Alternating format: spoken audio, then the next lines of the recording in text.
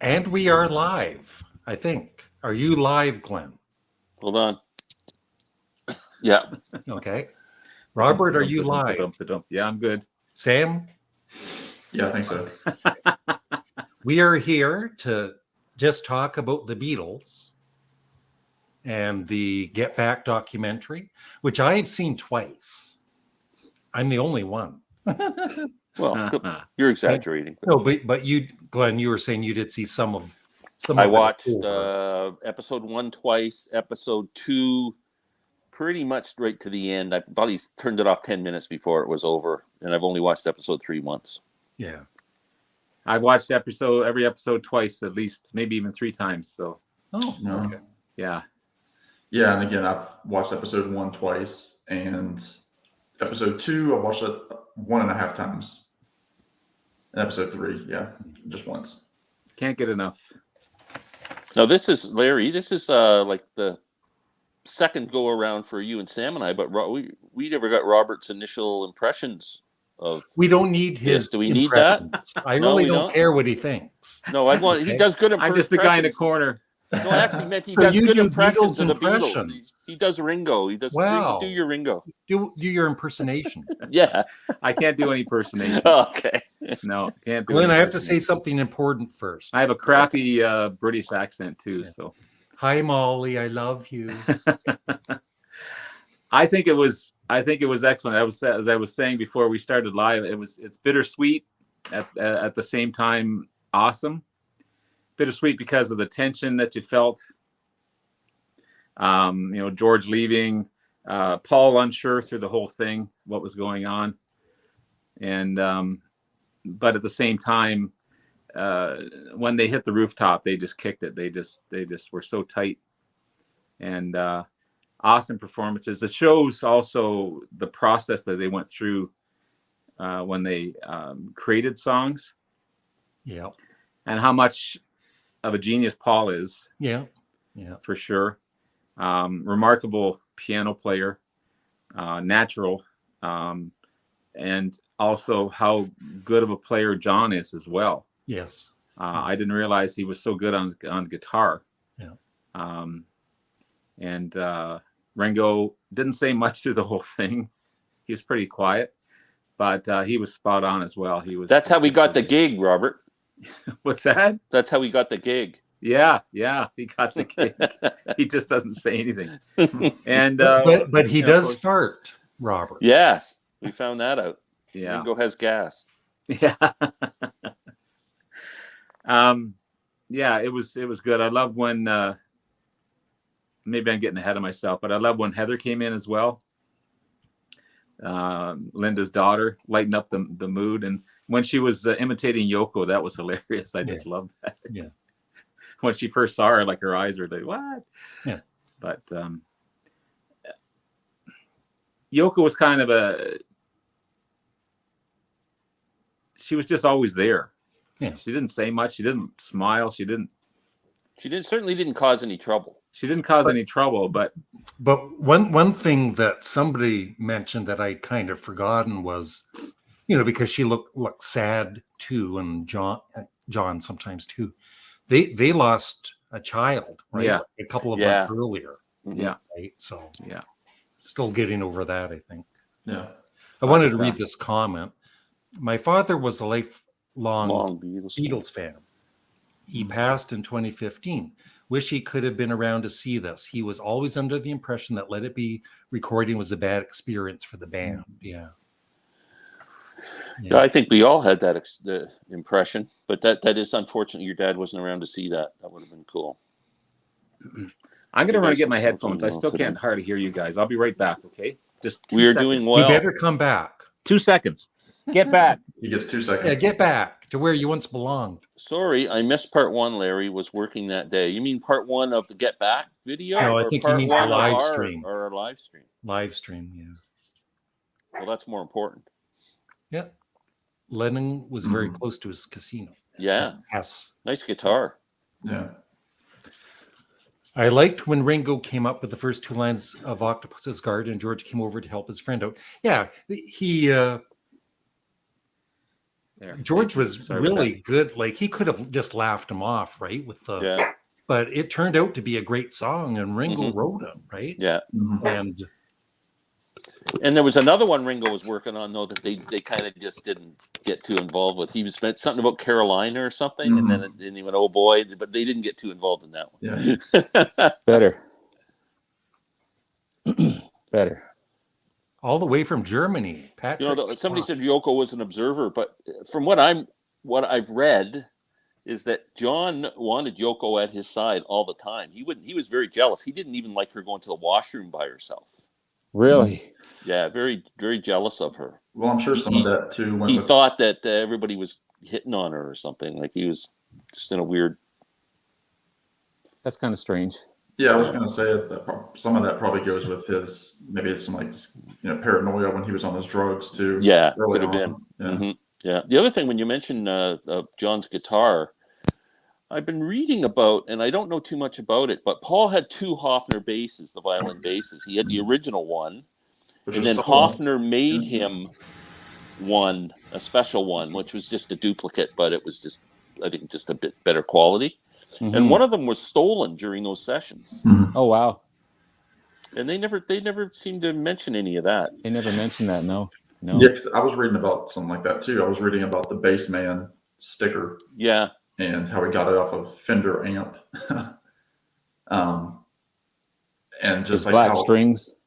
Yeah, and just how people, I was reading, it was an op-ed from some guy. He was like in a Beatles cover band, and he was talking about how he, as a kid, immediately wanted it. And like he, in his act, like as he got older, wanted that sticker on his bass guitar. So he was even considering just buying the amp so he could get the sticker. Wow. But he ended up making one with paper and a magic marker or something. Oh, wow. Andy, talking about the instruments. George's guitar was gorgeous. Paul's bass, so many great and the amps that they were using back then too. They mentioned Paul's bass amp. They wanted the PA the same size as Paul's amp. Yeah. Well, Robert, off of that too, because later on they talk about, they were saying like, Paul, why don't you pull out the Rickenbacker? And he said, the Hofner's lighter, it feels better. Mm-hmm. The Rick was too heavy because it was solid. Yeah. Have you ever held one of those Hofner basses? They're light. They're light as a feather. I really want one. Oh, are they? Wow. Really light. Like you don't even know you're holding anything. It's amazing. Yeah. Let's get. I really thought it was amazing. Yeah. How were the ratings? I don't know anything about that yet. Idea. That'd be interesting to know. It's a good question. I haven't mentioned it. I've seen a few videos on people reviewing it and stuff. They all give it high ratings. Yeah. I think it'll come out. As far as an overall rating, I haven't heard anything. I think he might mean for viewership. Maybe that's what he means. The ratings. Yeah, that's what I mean. Yeah. I did ask in my community the other day, and I got over 500 votes. Oh wow! And I asked what did they think of the documentary? Between excellent, very good, good, fair, and poor. Excellent, 75%. Wow. Very good, 12%. Good, 7%. Fair, 2%, and poor, 4%. They must not be Beatles fans. Yeah. Yeah, no kidding. Absolutely, it's going to come out on Blu-ray. Yeah. But who knows when? I bet you it's sometime in 2022. Yeah, they'll give it a year. And it better have bonus material. Oh, for sure. You see John scratching his butt. I haven't watched that part twice yet. I don't recall that. You? Which cheek was he? They knew the cameras were there, but they didn't know. I mean, the burping and the farting and everything else. That was. What'd you guys think of the end? That's on Abbey Road, Robert. No, not the song. The end of the. Who invited this guy? I think most of us would just kind of wish that those clips of them performing Two of Us, the next day after the Rooftop, if they showed the full videos of those, but hopefully it's on the Blu-ray. So I would have liked to see how they began it, with clips of their earlier days, Yeah. with clips of Abbey Road, with clips of the rest of the you know what I mean? It just kind of ended. Yeah, it did. So I that's the only downfall I found of the whole thing, was just the ending. Yeah, I wonder if they could have gotten away with like a like you said, kind of a montage at the end of like the next 10 years, like up until when Lennon passed away, and just kind of stop there. Yeah, like or there's all their solo careers or whatever, right? Yeah, That would sure make another great video, documentary. That Hello was from there's so Israel. much. Greetings. Wow. Hey, that would be really good. Imagine like that 10-year documentary, like when the four Beatles were still alive at the same time, up until 1980. Yeah, but no, That'd it be was good. It was good. Yeah, there are a lot I of love songs from their solo albums. Takes. I love the Bobbies coming in. Yeah. And how young they were. I mean, they were probably Oh, 22 years old. And the people on the street as well. I love the old man who mentioned the thing about his daughter. Like, would your daughter date them? Well, they have plenty of money. I wouldn't have any problem with it. Yeah. The woman was the best who complained about getting woken up. She was the old lady. She's a classic. Yeah. Look what I found, guys. I was going through my stuff. I don't know if you can see that. That's when I was in London, and I took picture of Beatles where they were on the roof. The Abbey Road. Yeah. I wasn't allowed in. I went in and knocked on the door, and it was an office building at that time, and the receptionist wouldn't let me up. She said she couldn't do it. There's me sitting on the front step. Cool. That's so cool. Oh, yeah. Yeah. Awesome. There were a lot of songs from their solo albums that we got to hear rough takes of. I didn't realize how long they keep those rough song ideas in the back of their heads. Yeah, like Paul helping John with Give Me Some Truth. Yeah. It was really cool. And Child of Nature goes right back to the White Album demos, right? And which ended up on as Jealous Guy. Yeah. 100. Close to $200. Does it still? Yeah, it's I'd say $175 to $200, depending if you're in the U.S. or Canada or whatever. Morning from New Zealand. That's awesome. New Zealand, wow. Wow, good morning. Now, he's saying good morning. That's funny, eh? Yeah. We're wondering what's for supper. Yeah. Is it tomorrow morning? Yeah. Yeah. I wonder how many subscribers Disney got from this. I wonder if Bob could tell us who won the hockey games tonight, so I could bet on them. Because it doesn't work that way. He's in the tomorrow. Not quite. No, he's in the future. So no, it doesn't work. Okay, damn. I don't know the answer to that question though. If there was a bidder or not. Maybe the website. Question. Small fee. Would you watch it all? There are still many hours of unreleased footage. If they made all of it available, maybe on a website for a small fee, would you watch? No, it's like how many hours was it? Oh man, I would pay to watch the rest. Would you? Yeah. Oh, 50, another. They said what, 50 hours, and we just watched 8 of it, or not? There's another 40 hours of video. Oh my god. Yeah, I don't think you'll read that one. This shows that Yoko really didn't break up the Beatles. She was there and very close to the man she loved. She was quiet, she didn't interfere, and patient until she got the chance to do her thing with the world's greatest rock band backing her up. What luck is that? LOL. Yeah, very cool. Yeah, no, Yoko was fine. And even Paul, in part 2, when George hadn't, when Paul and Ringo were there, and waiting for whether John was going to show up, and they find out if George was back from Liverpool or whatever, and Paul was talking about Yoko. Yeah, that's when Paul said it'd be a shame if we split up because she sat in an amp or something. But he said very complimentary things about her all through that, and that we should accept her and all that. And it's just kind of the stuff that you don't really hear about. You always think the history is now she broke up the Beatles and they were all pissed at her. But the start of part 2, when they're on, they're all Ringo and Paul are sitting there with the others, and they're not even sure if John's going to show up. And there's one point where they do the close up of Paul and it looks like he's almost going to cry. He's shaking. He's shaking. Yeah. He's shaking. Yeah. I didn't notice that Yeah. the first time. Yeah, he is.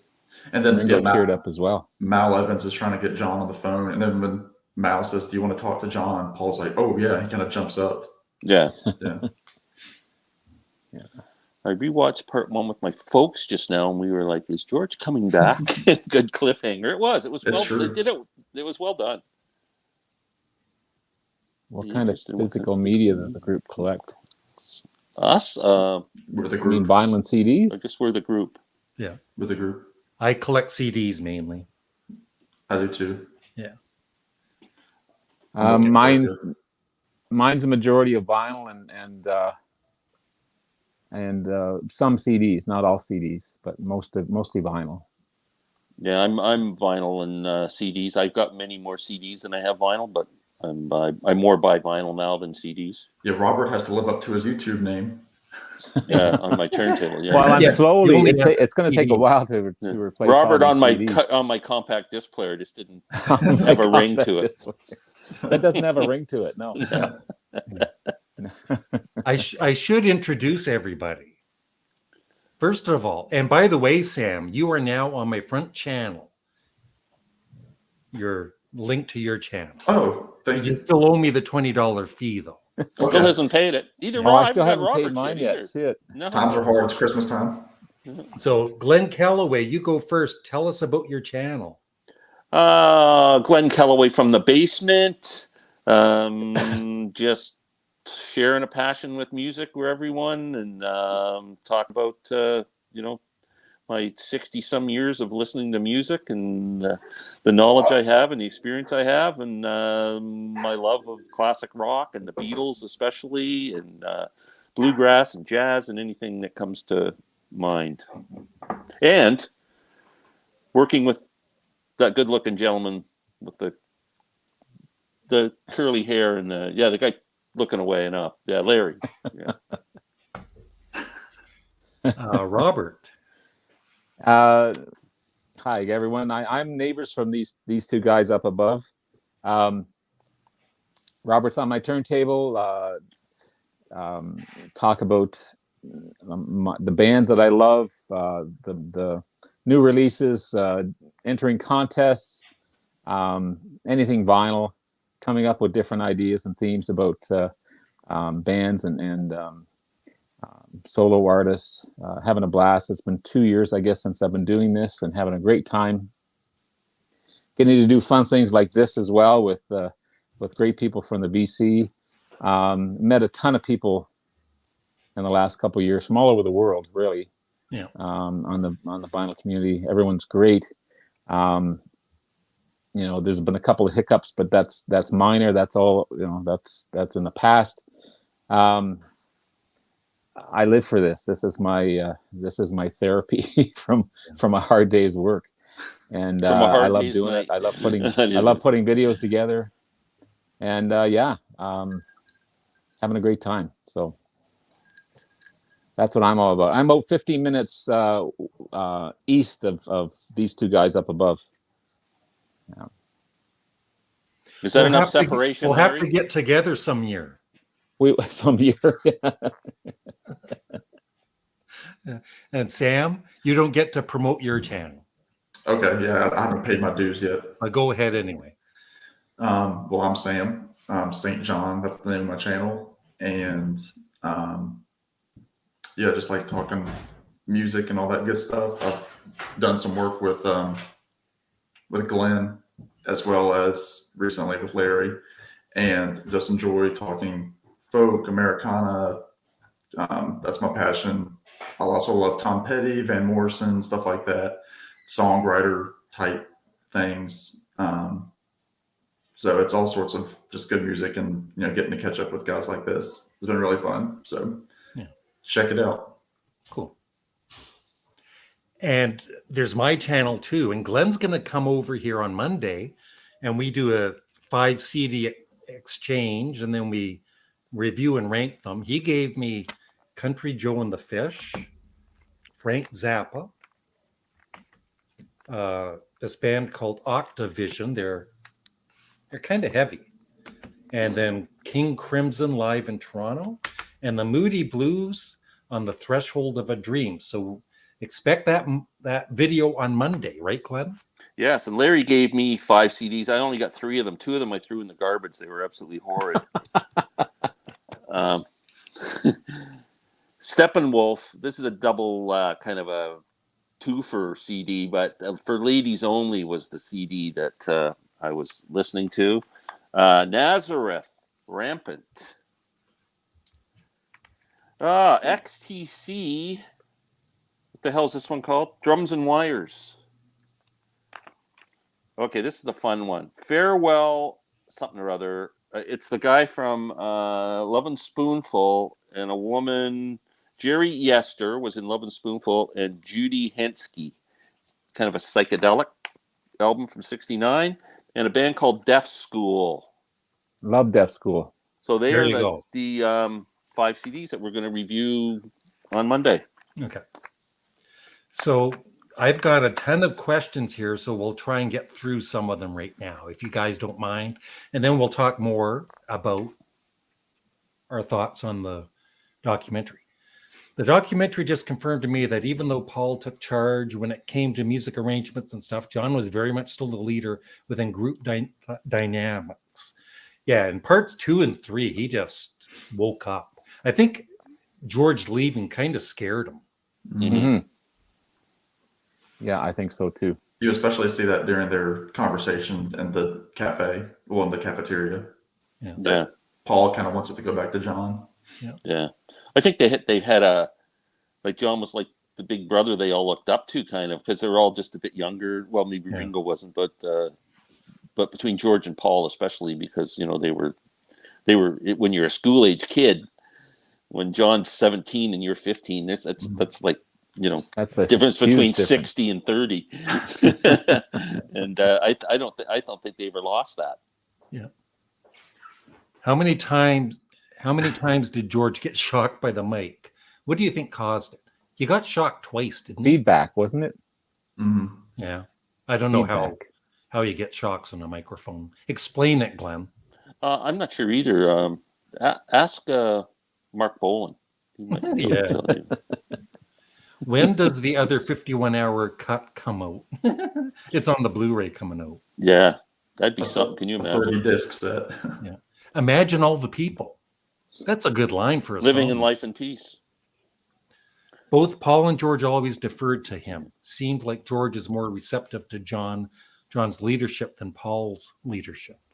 But what I noticed too, especially in episode 1, is John kind of put down George's music and mocked it and, you know, called fun of it for the Beatles and waltzy music, and he's waltzing with Yoko when they're performing that I Me Mine.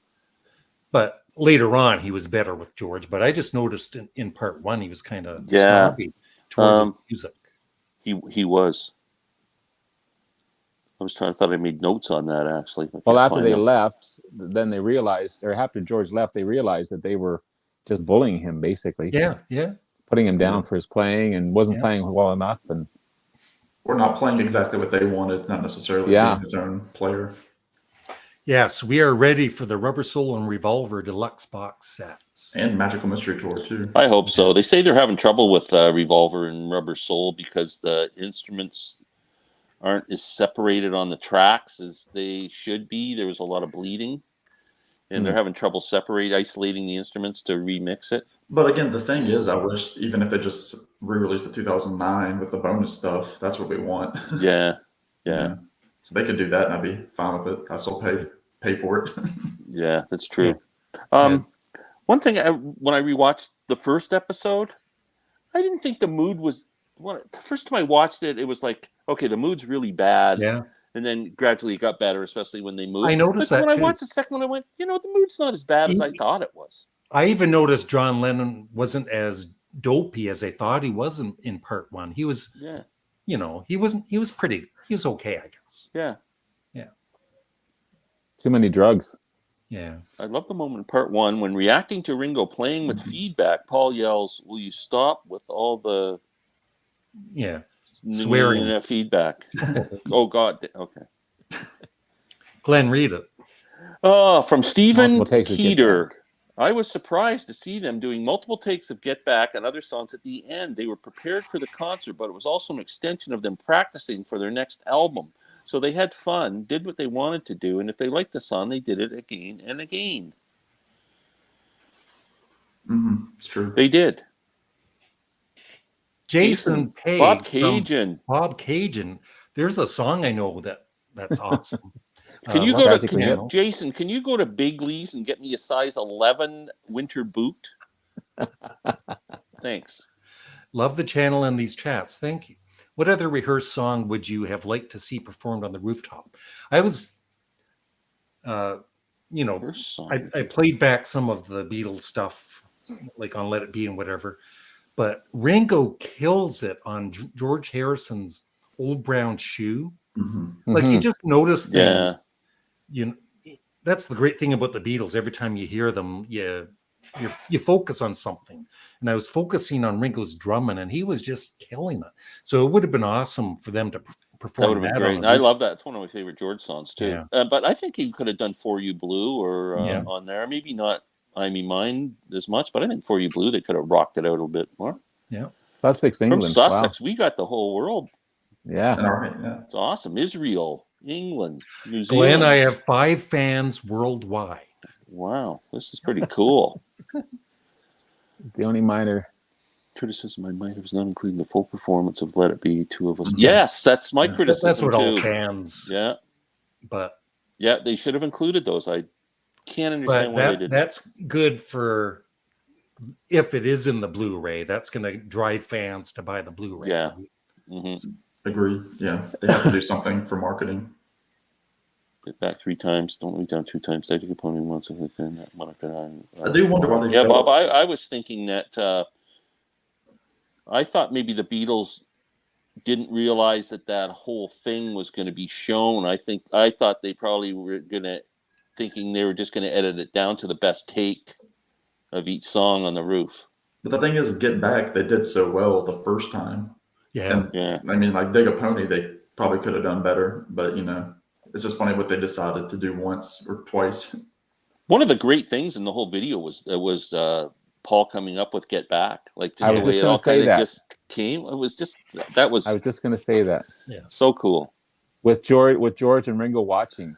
Yeah, and you can see Ringo started to clap against George was right, and he was even coming up with the words as he was doing. He was kind of like mumbling words to go with the rhythm of the song, and then all of a sudden he'd fill in so and so, and then John helping him to try and get after the next scene when they were practicing again, and John trying to they were trying to come up words with JoJo. Should it be Martin or Jackson? Marsh, or yeah, it was kind of cool.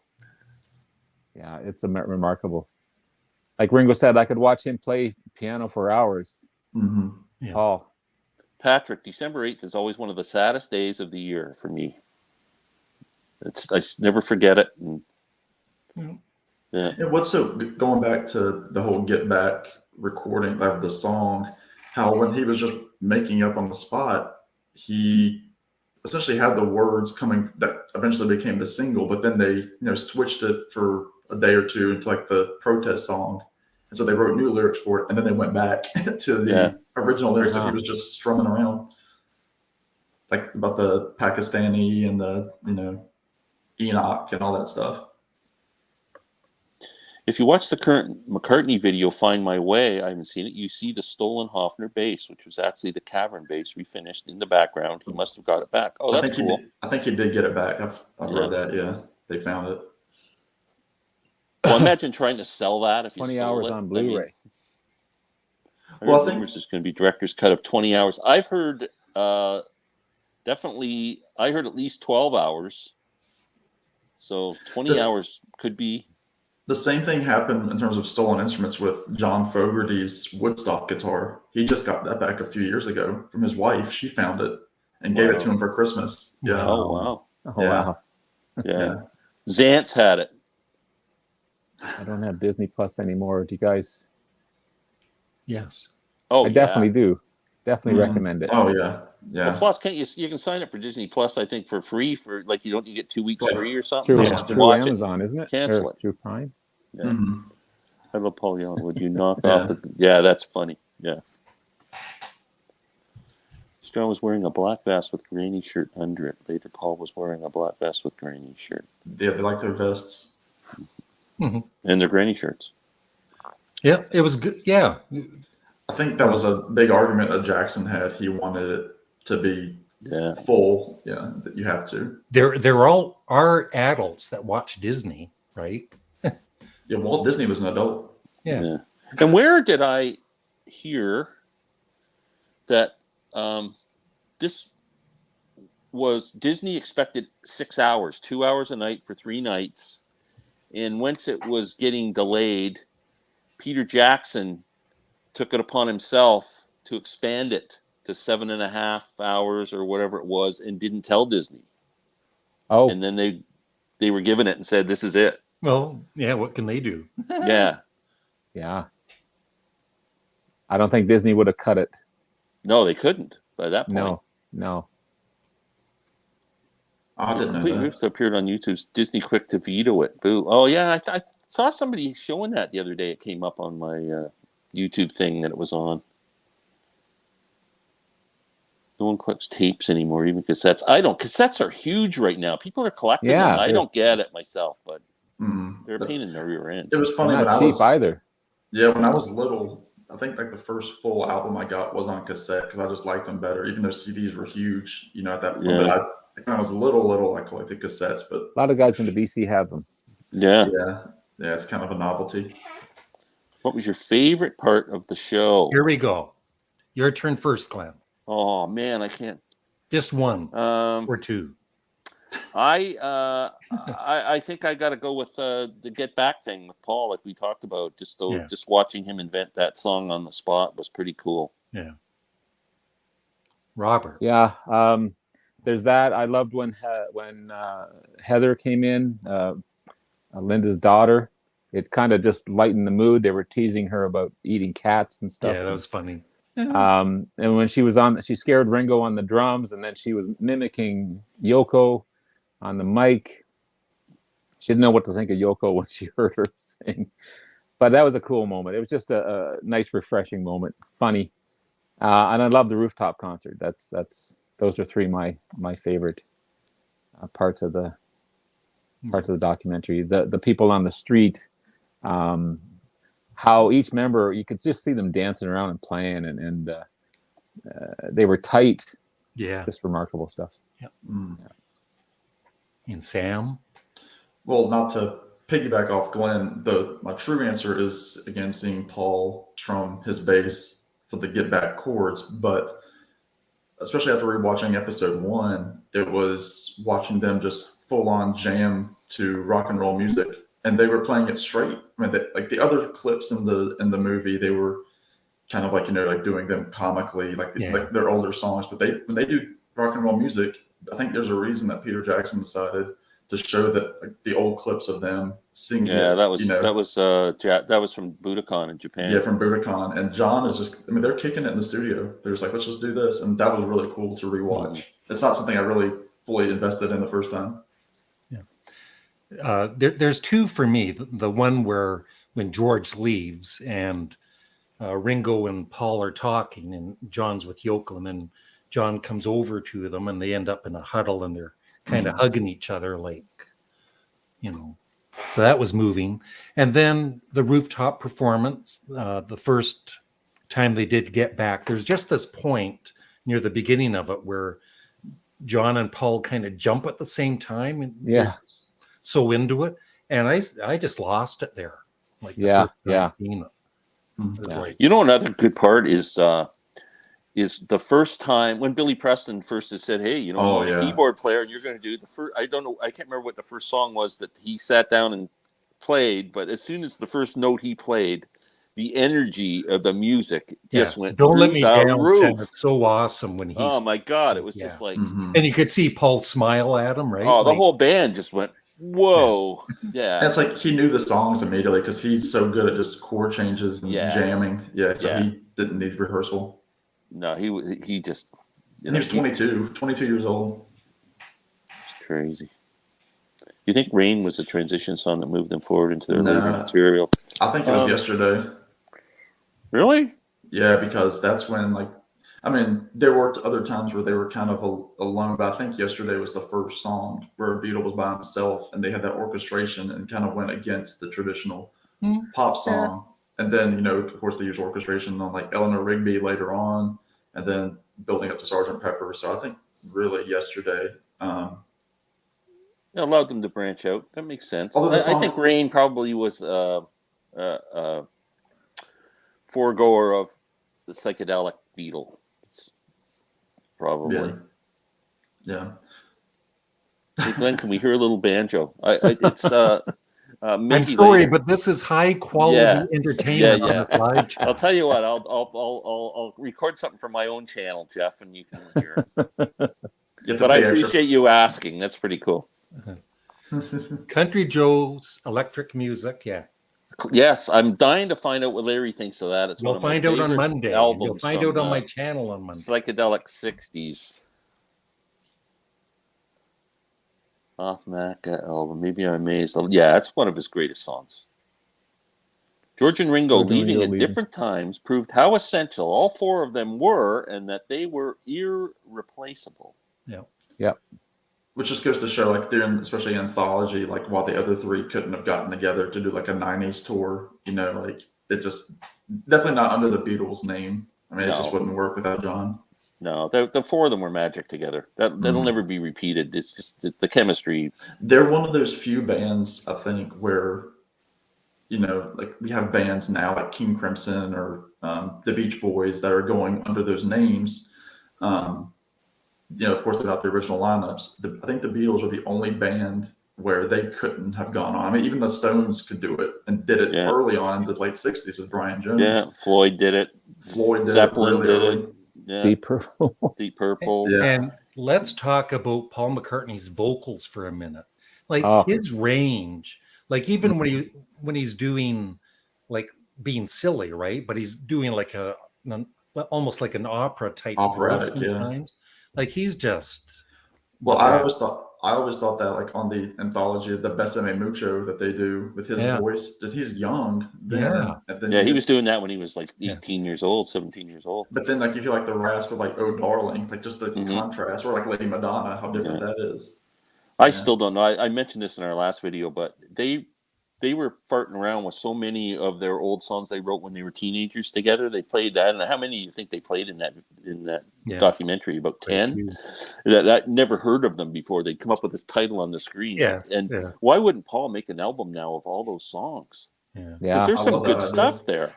Yeah, I love it. It's just amazing how they picked up any cover. They just killed every cover that they played as well.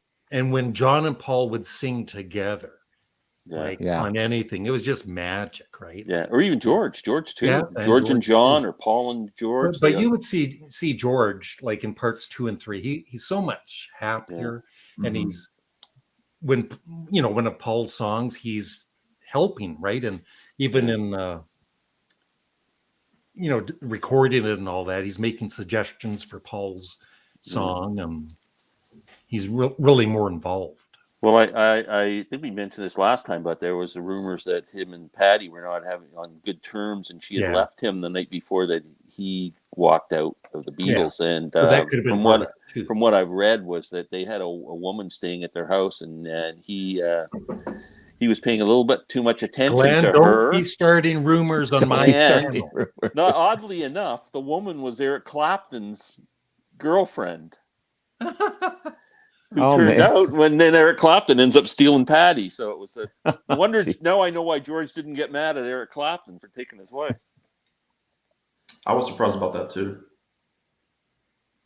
I was surprised Another Day dated back to the Get Back sessions. Yeah, because Paul make a song every day. Yeah, well, Teddy Boy was another one. He comes in. I've got Backseat of My Car. Yeah, Backseat of My Car that didn't come out. That was really cool. Yeah. Yes, the Lewison books. I've read every Mark Lewison book there is. The newest one, Tune In, which came out about 3 or 4 years ago. Mark Lewison's writing the the Beatles biography in depth. I mean, it goes back. You want to know who Paul's great grandfather was in, when he, in Ireland or wherever the hell he was from, and it goes right back. It tells the whole Beatles story in depth. It's about 1,000 pages. It's called Tune In, and the first volume goes from the time they're born up until they go to Abbey Road Studios and record their first record. The second volume hasn't come out yet. He's been working on it for 2 or 3, 4 years, and it's not going to come out probably for another year or two. And it's going to cover, I think, up to the psychedelic era when they stopped touring, maybe. And then the third volume, which might not come out for 10 years, but the book, it's incredible read. Mark Lewison. Always thought George didn't get the respect he should have. Not a fan of bullying. Not a fan of bullying either. Thank you. Yeah. Even on YouTube. Yeah, but even like I said in part one, John was kind of putting down George's music, like saying it's not suitable. It's not a rock song or whatever, as if John never wrote, ballads or whatever. But he got better with the respect. What do you think of Glenn Johns? I think he did a. Oh yeah, he's in the film. He was cool. Yeah. He's a cool guy. Yeah, well respected, I think, by the Beatles too. He definitely could have been in the Stones. Like he looked like one of those guys. Yeah. And George Martin he was just like an executive. Did you producer. see? He wasn't. George Martin didn't look happy there at all. You talk about George not looking. George Harrison. He probably didn't like Glenn Johns. I don't think much. Oh, really? I thought they worked together a lot. I thought it was more like, like you have like the rough guy and then George Martin, who's Mr. Suit and tie, no drugs. I thought that George Martin couldn't stand the Beatles the way they were acting. Yeah. There was one point when, it's mainly John and Paul talking to each other, right? And George comes in and says something, and Paul kind of snaps at him, saying, I'm talking to John. Yeah. Mm-hmm, he does. It's almost like they lost respect for him or something. Yeah. Robert, I think I asked the other two the other day, but have you been, what have you delved back into since watching this? Have you re-listened to your Let It Be box set? Have you jumped into Abbey Road? Yeah, I was trying to compare Let It Be with the Let It Be Naked to see the difference.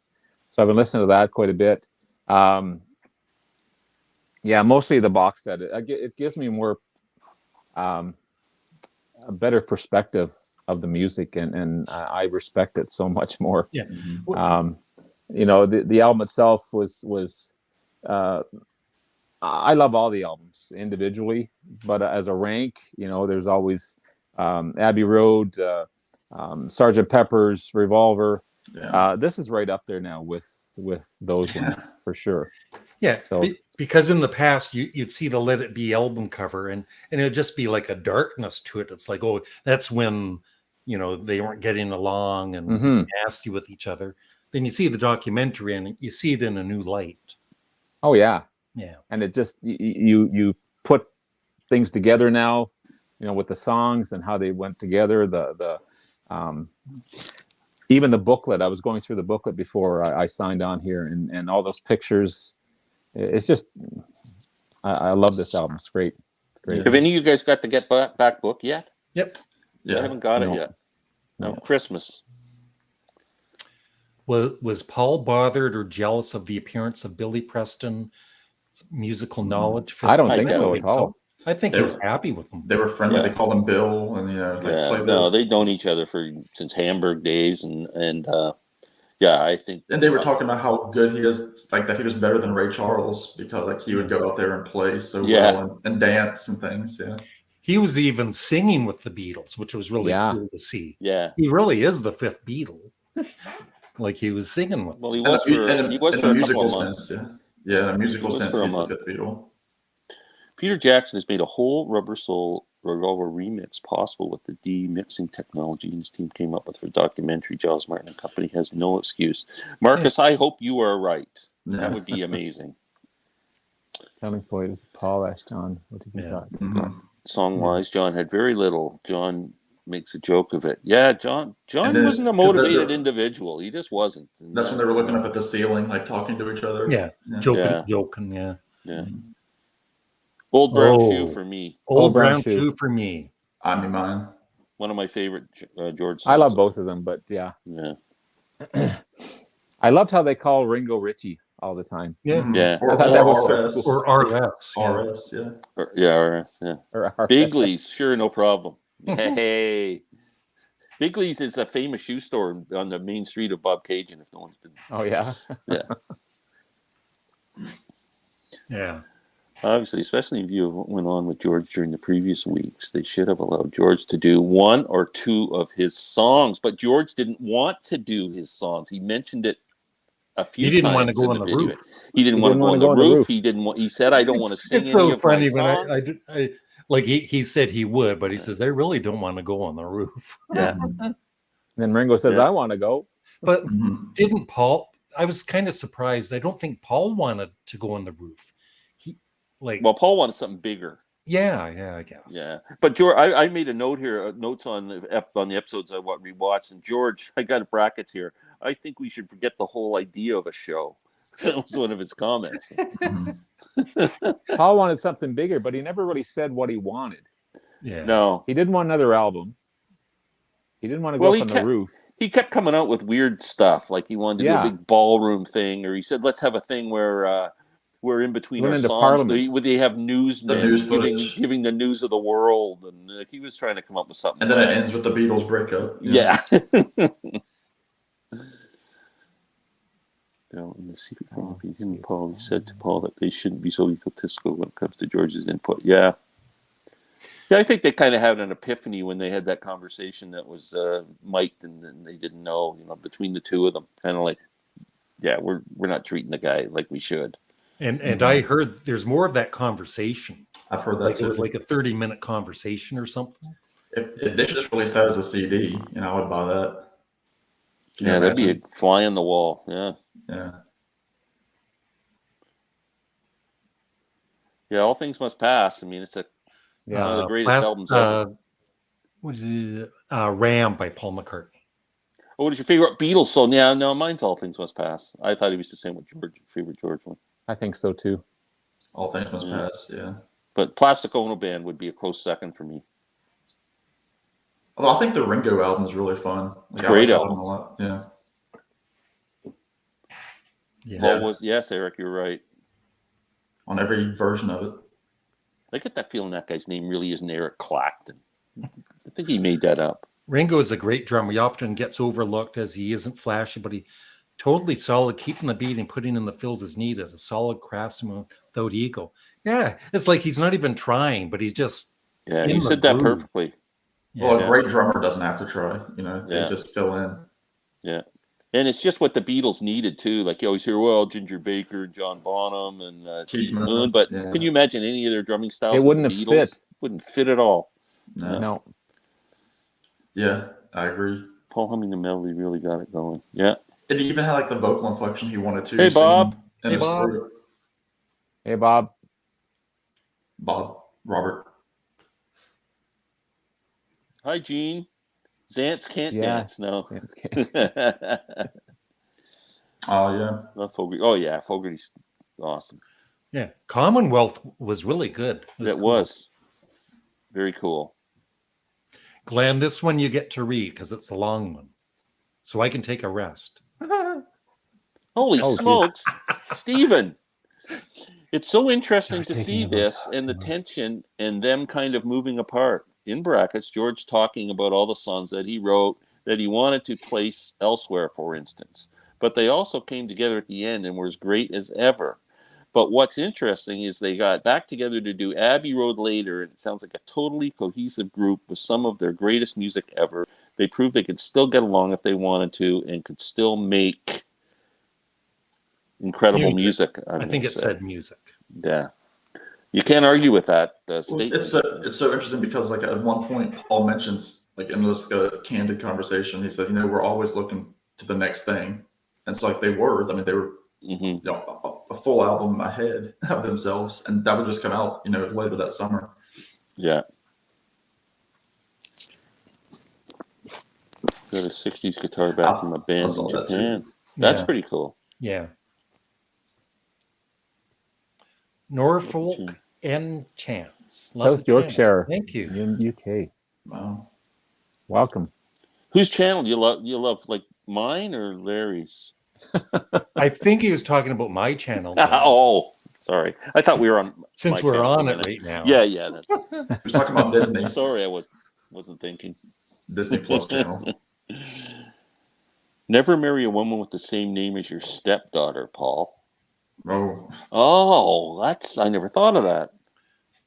Yeah, that must have been a bit weird. You got to admit, John, well, they all were. Like, I loved how Paul and John would try and make each other laugh. You know, like that in The Two of Us when they have the clenched teeth. And yeah. That was good. That was good. So good. Well, even on the rooftop, you could see that too. Yeah. Like, when they were supposed to be serious. Yeah. They were still trying. I've always been fascinated listening to John's throwaway comments. Yeah, he's a pretty witty guy. And Glenn, this was neat. Did you notice too on one of the versions up on the roof where John started singing "Everybody Must Get Stoned"? I never noticed that. I never noticed Toward that. the end. At the end, yeah, I think it's I think it was "Don't Let Me Down." At the end, he was going, "Everybody must get stoned." Oh yeah, I gotta listen to that. Yeah, just rewatch the rooftop again. Wow. Yeah. Now, I sorry, thought it go was ahead. great when Billy Preston showed up and began playing with them. Yeah, incredible. Yeah. It was as if they all woke up suddenly and realized, hey, this rock and roll stuff is a lot of fun. LOL. Plus, if you've ever played in a band or played in a jam session or been in a group of musicians playing together, when somebody shows up and they're really ultra talented, it lifts everybody up. Lifts everyone incredibly. Up, yeah. It's pretty amazing. Now, I've noticed we have 94 viewers, Glenn. So if 94 viewers, all the 94, subscribe to Glenn Kellaway from the Basements channel. Get away from Sam St. John's channel. And where am I? And Robert's on the Turntable channel. You'll all have 90 more subscribers. Yeah. Go. Well, unless we already have them. And yeah. So anyway, the link is in this video. You should be able to see it. And they're also on my front channel. And they all do music-related.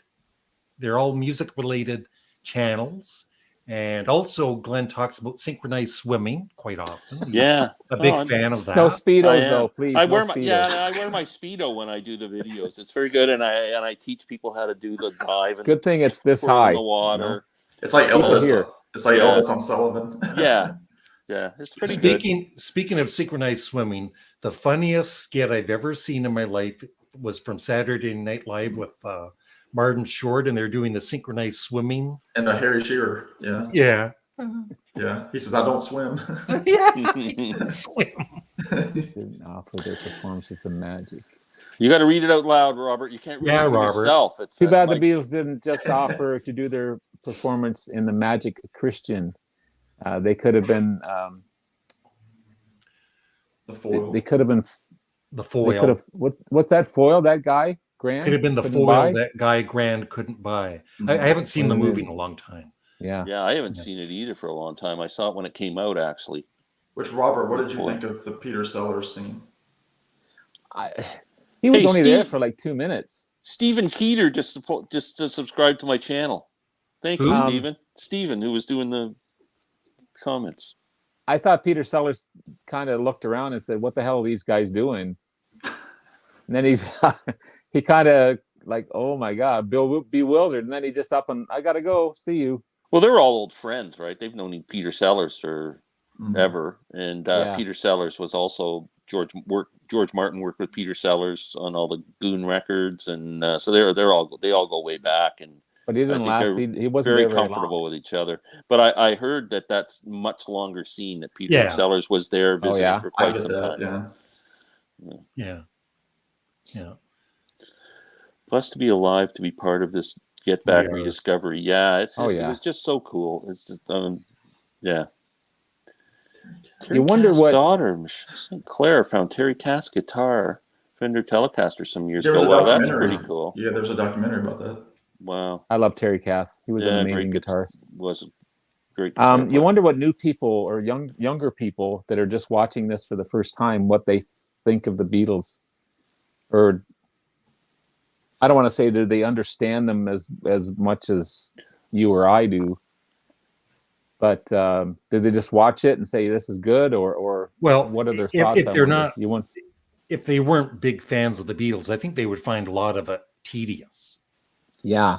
Yeah. Yeah, they would think that a lot of it's just them joking around, like not playing full Yeah. songs. Yeah, Mhm. but Like, they're- like, yeah, my daughters are they're in their 30s, and you know, they were raised on the Beatles, but they both watched this. Like, they'd seen Let It. My oldest daughter hadn't seen Let It Be. I don't think either of them had seen Let It Be, but they both seen Help on a Hard Day's Night and listened to Beatles music all their lives. But they just absolutely went nuts for this thing. My daughter Andrea, I think she's watched it like 2 or 3 times. Like, Oh, wow. yeah, they're just think it was amazing. So, but it would be nice Bands to today hear don't from play people like who that. hadn't seen it. Mm-hmm. Bands today don't play There, like that's that. better. Yeah, I like this layout here. It's awesome. it's like the Brady Bunch. That makes him Alice. Who's Marcia? There we go. I don't know about that. Dark Side of the Moon or Sergeant Pepper? Sergeant Pepper, Sergeant my Pepper. favorite album of all time. Oh gosh. Yeah. If we're talking about Pink Floyd, that's my favorite album. If we're talking about the Beatles, Yeah. The Rooftop concert makes me wish they had done a farewell world tour. With the amplification they had by then, they could have played over the crowd noise, could have been fab. Yes, it's too bad the Beatles never got to experience a good sound system, Yeah. playing the way the Stones did in the 70s. And yeah. I read an interview with Mick Jagger where that's what he, when they were comparing the Beatles and the Stones, that's the way he kind of differentiates them, is that in the 60s, obviously the Beatles ruled, but unfortunately they never got a chance to do arena shows with good sound systems. So the Stones kind of took over as the world's greatest rock band. Mm-hmm. It's the greatest Beatles song. What was your reaction to listening to Revolution Number 9 for the first time? I was like, whatever, 10 years old. It just kind of freaked me out. It was scary. Yeah. But I like it. Yeah. Glenn, what was your... I don't know. It was like, what the hell is this? Like, it wasn't, They mentioned You that in the still think documentary, that. number nine. Yeah. I listen to it now, though. If I'm playing the record, I let it play through. Yeah. Yeah. They had to deal with that. Yeah. But they also didn't mention that Ringo was in Marine's jacket, her coat, because he didn't have a big enough coat. Yeah. Oh, what? The red coat, yeah. Oh, darling Marcus. Yeah. Voice. Yeah, it's a great vocal performance. Yeah. Yes. He definitely had the better vocal. Even though John was great, I think Paul's vocals were just that much above. Well, you tell John, he even made mention in one thesis he was doing. I don't know if it was after doing "Don't Let Me Down" a few times, and he said, "Hey, I'm not 18 anymore." Like, he used to shout out "Twist and Shout" and "Money" and all those songs. He can't, I can't do that like I used to. He said he was tired quite a bit. Yeah. Heroin will do that to you. Yeah. Do you think he was? I wonder what he thought of Paul's vocals, because you never really hear anything about what he thought of them. Well, I wonder Paul if he was jealous a bit. I Paul mean, not that mentioned- John's not a great singer. Yeah. Well, that's the other thing.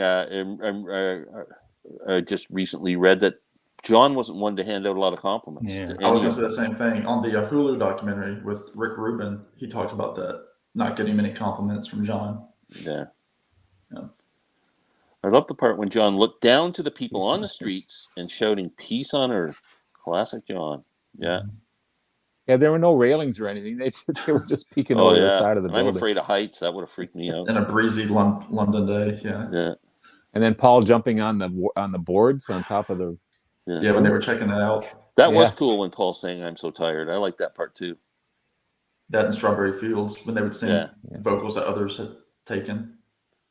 I think George sang the lead on Lady Madonna. Really? Never thought that. No. You know, he wrote that song for Fats Domino. We're like in the style of Fats Domino. Yeah. And then Fats Domino covered it later. Well, Pookie, one of the reasons the White Album has a huge sales rating is because it's a double album. It counts as 2 albums every time one sells. So remember that. So I've got a lot of questions still, and some of them aren't Beatles related. And I just want to kind of focus on the Beatles for this live stream, right, Glenn? And we do usually a live chat every week, and then next weekend we can talk about something besides the Beatles, Glenn. Okay, Larry. Whatever you say, Larry. I'm Ringo. I'm Ringo. I just go along. I'll answer this one question. Do you guys like Nirvana? Yeah, I do. No. No. I really don't. See, that's why just keep it Beatles related. No. And you know what's even worse? The Foo Fighters. Los Paranoias. Yeah, Patty did turn up. You don't even get to see her. Well, you do, I guess. Yeah, you do for a second. Yeah. Where does one see the doc film, Glenn? Disney Plus. Or at your home. Or come over to the Glen Calloway in the basement. You can come watch it with me. Come on over to Glenn's place. Dictum Factum. I can introduce you to my wife. Hi, Lynn. This is Dictum Factum. He came to watch the Get Back movie with me. Yeah. George is my favorite Beatle. I love While My Guitar Gently Weeps. Yes, amazing song. And thanks to Eric Clapton. Mm-hmm. Paul was too much of a control freak. I understand he had a vision for his songs, but couldn't he have just allowed George some space to find the sound? The intense supervision would be annoying. Yeah, that's pretty much what caused some of the freak out. He wanted George to play it a certain way, and George didn't hear it that way. I think because Paul could see the finished product. Yeah. He could see it in his head. Yeah. But that's part of the stuff Paul and John talked about with the hidden microphone, was that conversation about, who controls the song. And at one point John said, I had a vision for my songs, and then you'd come in and do something to them, and I just didn't say anything. But I didn't really, that's not the way I heard it. Yeah. Right. Half the time you were right, and the other half you weren't right. Yeah, exactly. Yeah. But it was cool when George brought in Old Brown Shoe, and he's on the keyboard, and then Paul comes in, and he's interested in it, right? He's looking, and he goes on the drums, and it's cool to see. When Ringo and Paul sat down and just when Ringo came in and they were jiving on the piano too. Yeah, I love that part. Yeah. Am I the only person that accepts Wild Honey Pie on the White Album? It's like a funny little interlude. I love it. I have to accept it. It's there. But it's okay. It doesn't bother me. I listen to it. The White Album kind of breaks conventions. Anyway. Perhaps George Martin was like a father figure in the early years. By then the kids were getting old enough to say enough, Dad. That's great analogy. Mm-hmm. Yeah, because we all got better at like Paul, especially at production, right? Yeah. And But it's funny because Paul mentions later still that they don't have that daddy figure, as he called it. No, they don't. He said nobody's telling them you have to be here by 9:00. Yeah, You Never Give Me Your Money is a great song. Lazy Genius. That's a good way of putting it. That's a good album title. That and Let It Be cover photos. Paul's background is red, and John's, George's, and Ringo's. Because Paul is dead, right, Glenn? Yeah, that's blood from when he fell off the roof. He fell off. Yeah. It wasn't really him. But Billy stuck with George though after the Beatles. Same with Dylan. Something about George. Well, all the Beatles really stuck together, just never together. Paul was kind of like their sore spot. It's like, even like on John's first few albums, there were, albums where it's the trio without Paul. So why did George quit with the band? Was he the first? No, Ringo quit. Ringo was the first. Yeah, on the White Album. Not quite a year before. Yeah. And Yoko doesn't bother anyone. Like, we don't see everything though, right? Like, there's so much footage. I'm sure she talks and bothers, steals George's cookies or whatever, but from what we've seen, she was okay. Listen to her classical music. Yeah. Bloody hell, McCartney's daughter added more to a conversation than Yoko. Oh, that's mean. Thank you, Rick. I was going to say the same thing, Larry. Yeah. Cool show. Even though you're on my live stream, it's still a cool It's still, show. yeah. Well, it's 3. At least you got 3 cool guys. Cool cats. Was John a bit jealous of George during the making of All Things Must Pass? Yeah, he's jealous of John and of Paul and George. I don't think John. Again, I'm just reading so many Beatle books and stuff, but I don't know if John paid much attention to George after the Beatles broke up. But he was intently interested in what Paul was doing because that was the competition. His rivalry. That was the rivalry. And so he listened to every moment of any Wings album or anything that came out. And, and supposedly it was the McCartney 2 album when Coming Up came out as a single and made it to number 1 that John came out of retirement and went, hey. Yeah. Technically, Billy is the 9th Beatle. Pete the 4th, Stu the 5th, Ringo the 6th, Jimmy Nickel. It's funny to see them mention Jimmy Nickel, right? Did Nicky Hopkins actually play on a Beatles album? I don't think so. George Martin. I think we put, I'd have to put George after Ringo if you want to do it the way this guy's doing it, because Pete would be the 4th, and then Stu the 5th, and then Ringo the 6th, and then George Martin would be next. Yeah. It's really cool to hear Madman in good audio. Yeah, that would be cool to hear. Like I said, I'd love to hear somebody record these songs. Hey, Rich. Hey, Rich. You doing, buddy? Oh, thank you. Hey, Rich. How you doing, buddy? Glenn, you can promote your what you do with him, the sports thing, if you like. Rich Strickler and I and Sam, we've all done videos together. And Rich is a great guy. Comes from Philadelphia. And Rich and I were doing a video one time with Sam, I think. And Sam was late, as usual. And Rich and I started talking sports. And then we started saying, hey, why don't we do a sports channel? We're just chatting about sports. So we do one called Sports Beat every week. It's on Rich's channel on Fridays. And it's Aaron Mutha Alamar, Randall Nelson, Rich, and myself. And we just talk football, baseball, whatever's coming on. But it's check it out, Sports Beat on the Rich Strickler channel. Why am I not invited on? Because I know nothing about sports. That's why you're not invited on. Or, yeah. You don't wear Speedos. Yeah.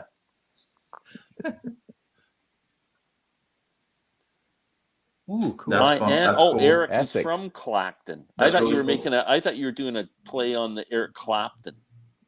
It's very cheeky. Yeah. Paul could probably excel at any instrument, but chose to stay on bass, which he was, Well, I mean, he played a he's pretty well trumpet known when he as was a great kid. bassist. Yeah. Well, he plays Great some trumpet guitarist too. as well. He plays a little trumpet. Yeah, great 6-string guitar player. I appreciate the chats and get back. There's so much to unpack from this film, and I hope you continue to discuss it on here. Thanks, Larry.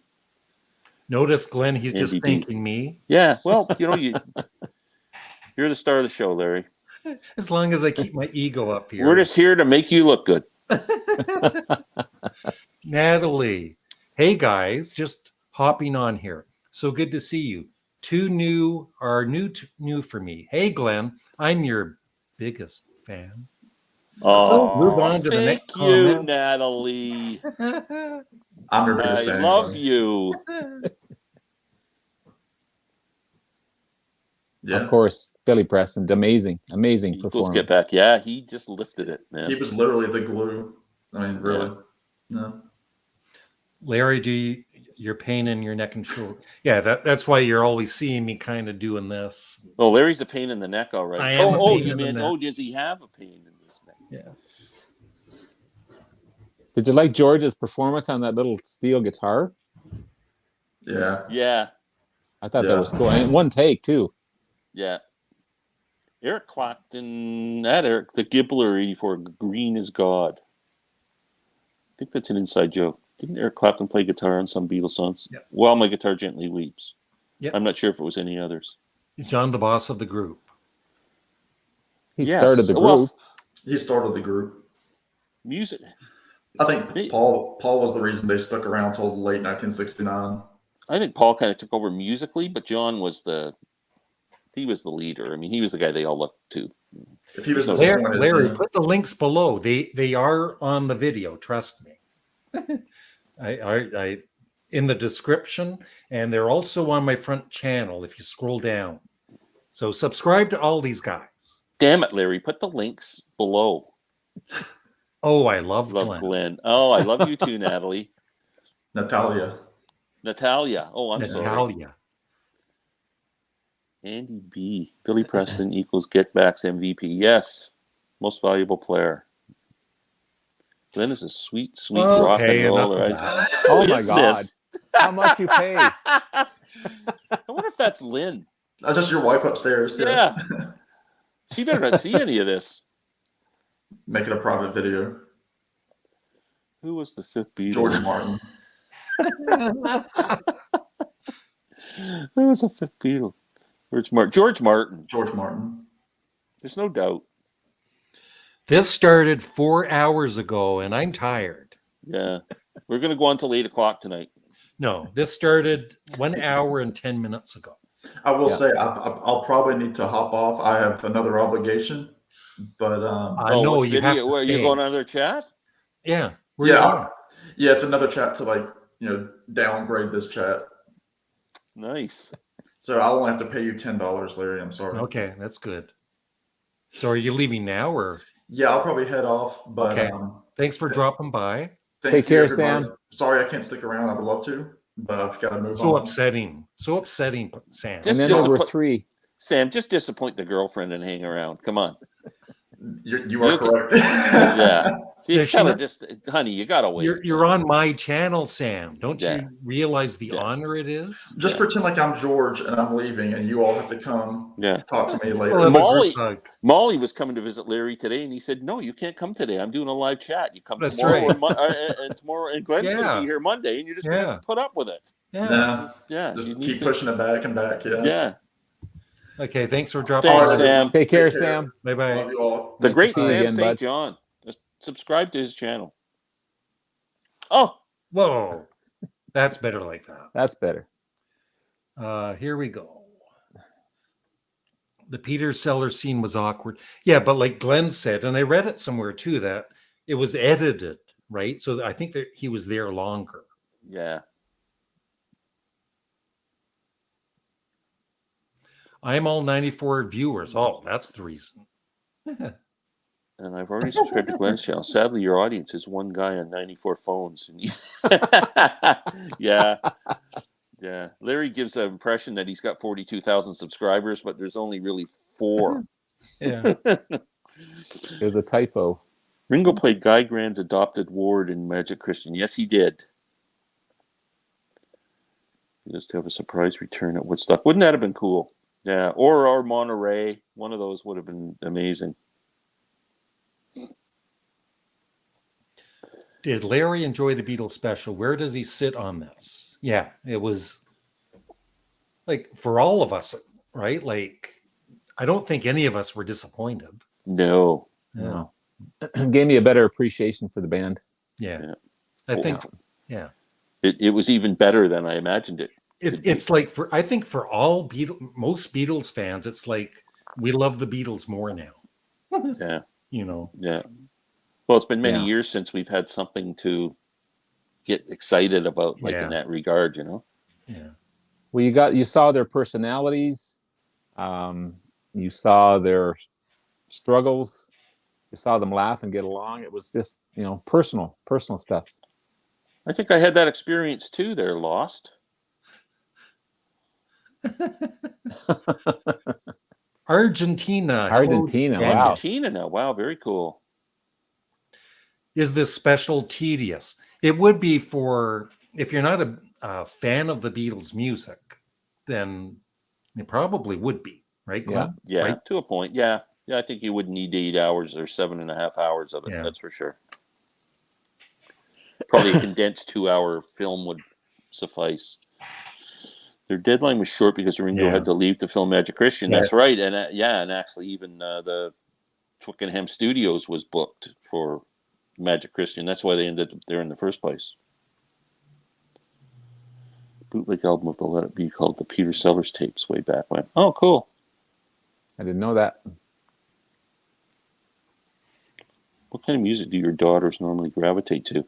Actually, they like a lot of classic rock. They're both huge Beatles fans, but they love Michael Jackson.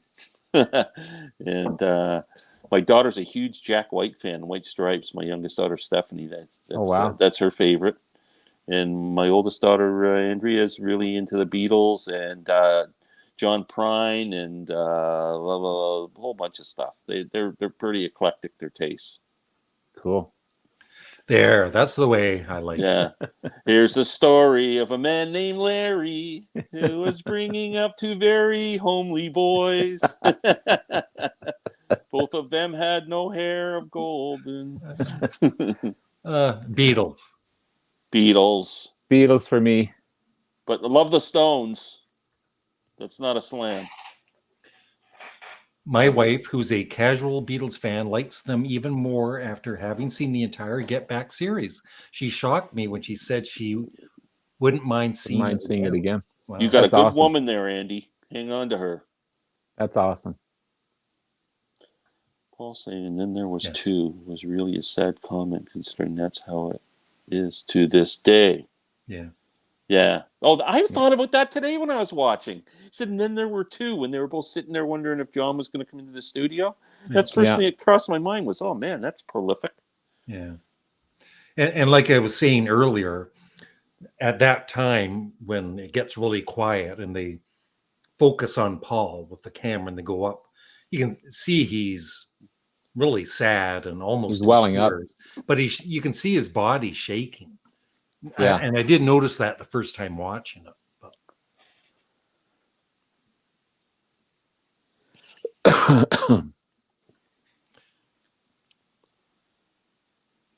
Somebody had to be bossy or they wouldn't do anything. Yeah, I think he felt he had to be. I think Paul comes out looking pretty good in the documentary. Yeah, I do too. I think somebody had to take the bull by the horns. Like bull by the horns. They wouldn't have done anything. Like they just, especially in the first episode. That's the thing. Like they always say, they showed too much of Michael Lindsay Hogg in there or something. Yeah. But he was exasperated, I think, by how little motivation they had.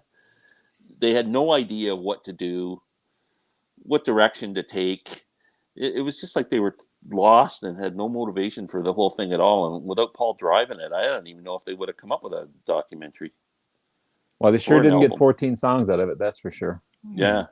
They would have needed another month. And they just underrated didn't have that time. Beatles song. It's the most underrated. I will say Wait from Rubber Soul. Could I say Happiness is a Warm Gun? Because I picked it as one of my one. favorites, and somebody made a comment where I'm surprised you picked that one. So I'm going with that. Yeah. Okay. Robert? Geez, I'm trying to think of... Old Brown Shoe would be one. Yeah. Yeah, I would say one of George's songs for sure. Old Brown Shoe would be a good one. It's All Too Much. I love the version of Old Brown Shoe in the concert for George that Gary Brooker sings from Procol Harum. Oh my God, that's probably my favorite song on that concert. It's a cool melody. Sorry. Yeah, Commonwealth was awesome. Yeah, Commonwealth was. And John and Paul joking with each other and cracking each other up. Yeah. Yeah. John always had a strain in his voice when he sang. Yeah. But Paul's more natural. Glenn, no candies right now during the live. No, I had a piece of paper with me. I couldn't figure out what it was. But it's a list of CDs that I gave you to review. Yeah, I think Sun King or Martha My Dear are highly underrated. Yeah. I loved when Paul was playing the I don't know who that guy was sitting beside him, kind of in the piano lesson there. He was just a helper. But Paul played that whole thing for Martha My Dear, and it sounded fantastic. Yeah. I love their road manager. He was cool. John's a great singer. He sure is. Screw you, Larry. Just kidding. But John's good. He's no Phil McCracken. No. Good point, Glenn. Let it be exasperated the friction and acrimony, and if it had shown all the happy times like Get Back did, the wounds might have been assuaged sooner. Till then, they were open to playing together.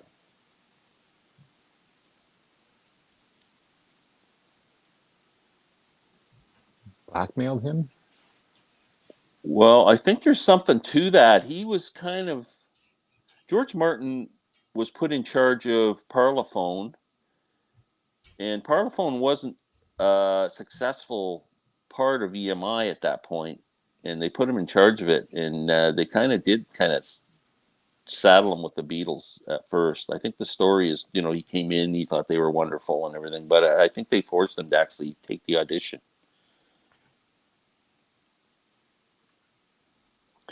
Paul seemed to be the only one who hid his accents when he sang, even in the early years. In fact, like Elvis and Buddy Holly, he sounded black. Huh. Never thought of that. Except when he does Till the cover of Till There Was You, and he goes, "I never saw them." Yeah. Yeah, I saw them singing. That always annoyed me. Yeah. And A Taste of Honey sweeter than yeah, wine. yeah. It would bug me. George was definitely strong-willed. Much sweeter than wine. Not much changed George's mind. What's sweeter, Paul? Larry, you're very sweet. Thank you. George was an awesome musician. Everybody in the music world loved him. Friendly and wise guy. Yeah. He was very well respected. Mm-hmm. Yeah. I still get that. It almost seemed like they're on Valium. Even when they're mad at each other, they don't yell and scream. Maybe they did behind closed doors at some point, but for all the time you watch that video, it's like, it's just, yes, Paul, I understand. I don't play if you don't want me to. And yes, Paul, well, you always seem to be upsetting me. And, and normal people would be going, Larry, you're a jerk. And like when you yell at me. Yeah. Well, George played right up to the end before he left. Yeah. He was playing, he was practicing with these guys. Yeah. And then he said, I think I'm going to leave now. Yeah. It's like they had this demeanor around each other that was just really, I don't know if it was a sign of respect or... They were musicians. They were excellent musicians. Then there was 2 heartbreaking comments by in there. Oh yeah, that was a heartbreaking comment. Yes, it was. Yeah. Gary, how you doing? Physical Format, Rock and Roll, another great channel. To be fair, everything George was doing with the song when Paul started instructing him was worthless noodling. Yeah. I kind of agree with that. George didn't seem to have a grasp of what he was doing. Songs when they were first being presented. Yeah. But then he wasn't just strumming either. He was trying to come up with a lead and I think, wasn't he playing the wrong chords at one point? I think both him and John at some points were each other were going, no, it's an F here. Yeah. And also, I was saying that John kind of looked down on George's songs or whatever. But even with Paul's songs, like The Long and Winding Road, when they would be rehearsing, he'd always be joking around. Mm-hmm. Yeah. And I don't think he cared for it's like granny music, probably, right? I think John called it that, actually. Yeah. Or he knew they were good songs and he didn't want to, he would just fighting against them. But I think George and John loved Get Back. Yeah. Oh, yeah. Yeah. I'm sure it was a fun song to play. Yeah. Old Brown Shoe with Paul on slide and Get Back. Well, Let It Be has For You Blue, Sweet and Lovely with John on slide. Both are great George songs. They are. And Ringo killing it on the drums. Oh, man. He was right on. He was just right on. So went to Savile Row. Were you surprised how little George Martin produced once they went to Savile Row? I don't think George Martin was really that involved in the project at all. Like, until they really started, they asked him to come back and do Let It Abbey Road with them. I think he was just there as kind of an advisor more than a producer. Executive producer. not to be throwing John under the bus, but what you guys think of his dirty shoes and hair. Well, it was funny. I noticed the hair too. Sometimes he would come in and it looked like all clean and shiny and nice, and other days it looked so stringy, and it looked like he hadn't had a bath for a week and just crawled out of bed. I think that might have been maybe some of the drug issues coming to the forefront. Yeah. And Paul kind of chastised him at one point when he was talking about getting high. Mm-hmm. Yeah. Mr. Lennon, don't talk about that type of thing, Mr. Lennon. Yeah. You know. What's your biggest highlight from the documentary? I'm asking all Fab Four of this stream. Sadly, there's only 3 of us. Yeah, Fab George three. left. George left. He got mad, and we're gonna have to go talk to him. He's in Liverpool right now. Yeah, we did mention this earlier, but we'll go through it again. Glenn, what was the highlights? 2 things. One, Paul coming up with the Let It Be thing, strumming the chords on the bass while he kind of invented the song in front of us, in front of the band, and also the first moment that Billy Preston touched the keyboards and everything just went bang. It was so good. Yeah. There was a few little moments when Ringo and Paul started tinkling on the piano. When Heather came in, Linda's daughter, I thought that was a cute moment. I just love that part. I could watch that over and over again. When her mimicking Yoko, and the Rooftop concert was just bang on. And it's surprising how many songs came from that Rooftop concert that are on this album. Like their performance was just so good live. Yeah, it's just amazing stuff. Yeah. Mine were like, Paul creating, seeing Paul create Get Back.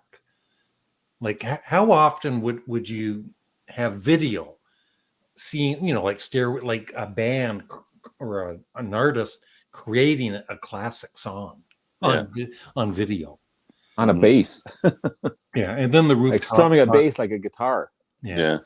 The group hug after George left, and the Rooftop concert, which I got very emotional over seeing it the first time. So yeah. And the old lady that was mad because she was they disturbed her afternoon nap. Woke her up, yeah. The ghost of John Lennon. There's a scene where Paul is playing George's redwood telly, and the next scene you see George washing the telly. He wiped it down all the time. Yeah. Well, you should wipe down your instruments from sweat. So, if there was one song you would love for the Beatles in their prime to perform live, what would it be? Old Brown Shoe. Ooh. Or Strawberry Fields Forever. In their prime. So, oh, man, yeah. I mean, there's so many. It would have been nice to see them perform later material. Like Revolution. Anything from Sgt. Pepper on would be incredible to see. Imagine them doing a Day in the Life live or something. Or just rocking it out with like Taxman or something like that. Yeah. Hopkins plays on Revolution, I think. Oh, awesome. Thanks, Ricardo. Eric Clapton was a Beatle too then. I wouldn't say that. But he was... I guess you got to add him in as that he played with them. Yoko would be as well, since she is a part of Bungalow Bill. Yeah. I think he's pretty well known as a great bassist. Oh, yeah. Amazing bassist. Glenn, you get to read this one, okay? You ready? Countdown. 3. Wasn't long. No. 3, 2, 1. Larry is absolutely amazing. Which one's Larry? Me. Where's Natalia when I need her? That's going to be his byline now. Look, Larry is the hub, right, Glenn? Yeah, we're all just spokes, lucky to be in his wheel. That's true. Remember that, Glenn. Yeah, I'm that little piece of, when you order a pizza, you get that little piece of breaded dough in the middle. That's me. The little table. Larry's the pizza. Denny Lane could have been a Beatle extra like Preston and Clapton. Well, he sure had a good career with Paul for into the 70s there, for sure. Yeah. And he played with Moody Blues and Go Now is a great song. Yeah. Patty Boyd sings on Birthday with Yoko. Interesting. Yeah. The same weekend, from what I understand, that the album came out, on June 1st, 1967, Paul went to see Hendrix in a club, and Hendrix was playing Sgt. Pepper Live 2 days after the album came out. Yeah. That's awesome. It's interesting to see that John insisted to perform a better version of Love Me Do.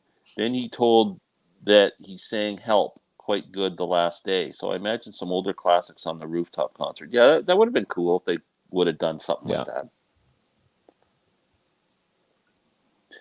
They seem to take the mickey out of their old songs, though. They never did one like straight up. It was always like, you know, they're doing some weird voice to it or something. And did you hear George Martin when he came in and they're talking about what song to do next, and he says, "Love Me Do"? Yeah. Yeah. I am the John of this group. Yes, he is. Yeah. That means wash your hair, will you, Larry? Does that make Molly Yoko? Don't tell her that. I haven't heard her sing yet. We'll find out. Snestology. Hey. No Sam, no peace. No. Yeah. No piece of Sam. Everyone has a Yoko. I need to watch the second part. Yes, you do. And the it third gets part. better. It's more uplifting. Eric is a 10th or 11th Beatle. If playing with them makes you a Beatle. George Martin played keys on a few early songs. Hopkins played on Revolution and others before Preston. And Glenn Johns, I noticed in one of the scenes, was playing tambourine. He was banging a tambourine on one of the songs. So does that make him a Beatle too? Yeah. Hey, folks. And what about Mal Evans, the anvil? Yeah. He was awesome. Yeah. He's the fifth Beatle. Bang, bang, a nice guy. Yeah. Hey, folks, hit the like button if you're having fun. Yeah. Yes. Hit it. For sure. And subscribe to these guys and Sam St. John, who left. I'll let it go this time that he left. Yeah, I'm not too impressed. Great live chat, gentlemen. I will be with you in future chats. All being well. Thank you so much, Eric. Gentlemen. He throws that term around loosely. Hey, Sam, are you the youngest? Sam's not here to speak for himself, but yes, he is the youngest. Sam's 27 years old. But he is the poster. He's like the he's like our David Cassidy. Yeah. Yeah. Do you remember being 27, Glenn? I wish I was 27. Some days. I do remember being 27. So, yeah. Yeah. I think it was the year John got shot, actually. Yeah, well. Besides a few 45s, I have no Beatles records. Can you recommend an album as my first? I was thinking of starting with a box set. Besides a few, I have no Beatles records. You meant an album as my first. I was thinking of starting with a box set. Well, yeah, if you can get a CD box set, there's the mono set or the stereo set are really good. But they're a couple $100, I think, if you can find one. I think they're still out of print, but you can get them. Or just if you want to just start out with one like CD, the Beatles one is pretty good. Yeah, if you want a hits one, Beatles number ones is awesome. Yeah. Well, thank you. Maybe start with Rubber Soul if you want a single album. Yeah.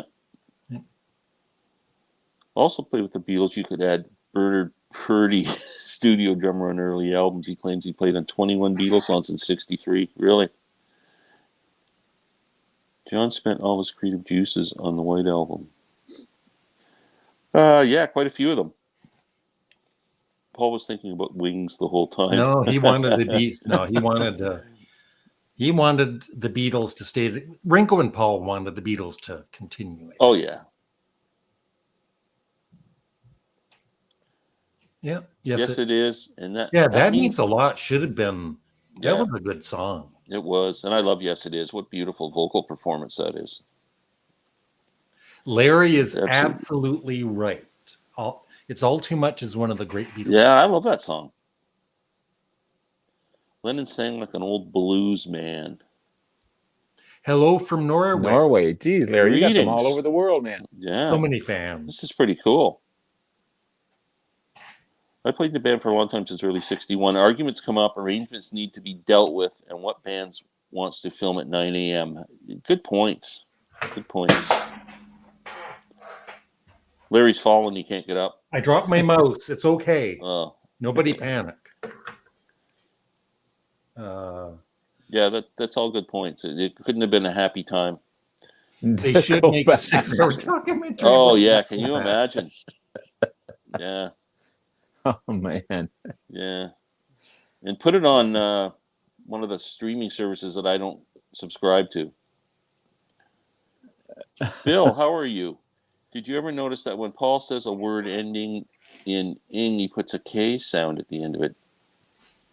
Ink. Ending. Is any one of noticed you that. allowed to drink in these chats? Yes, I'm having a rum and coke. Glenn doesn't know though. I on the wagon right now. I stopped drinking for a while. That's all I'm drinking So right I'm now. I'm Pepsi Zero. But normally, under different times, Canadian Studmuffin is the GOAT. Your Led Zeppelin series you made after I asked you earlier this year was awesome. are you actually a goat, or are you the greatest of all GOAT? time? You know what GOAT means? I didn't know this, Yeah. Glenn. It means greatest of all time. Yeah, I know. Yeah, but if I'm you right didn't up know there that, with you'd Paul. think Glad the you guy was clarified calling you that. a goat. Yeah, Paul looked good with that beard. He did I look think good with so. the beard.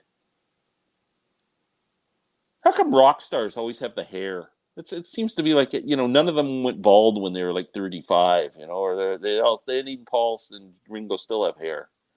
It's weird. Not sure Michael Stipes from REM, but Yeah, it would have been weird to see a Beatle go bald. Yeah. I'm so loving this moment. Aren't we all?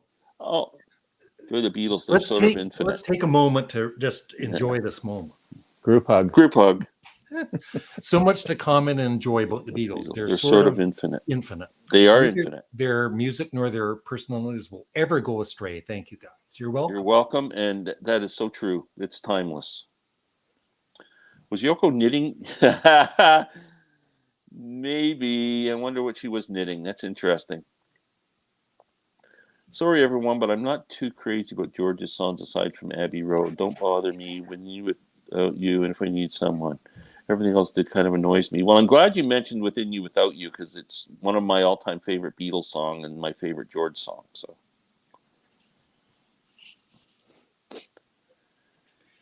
Even though I haven't seen the documentary yet, I realize that our heroes that we tend to put on pedestals are human beings. Even though they may be incredibly talented, they still have flaws. yeah, and problems. Yeah.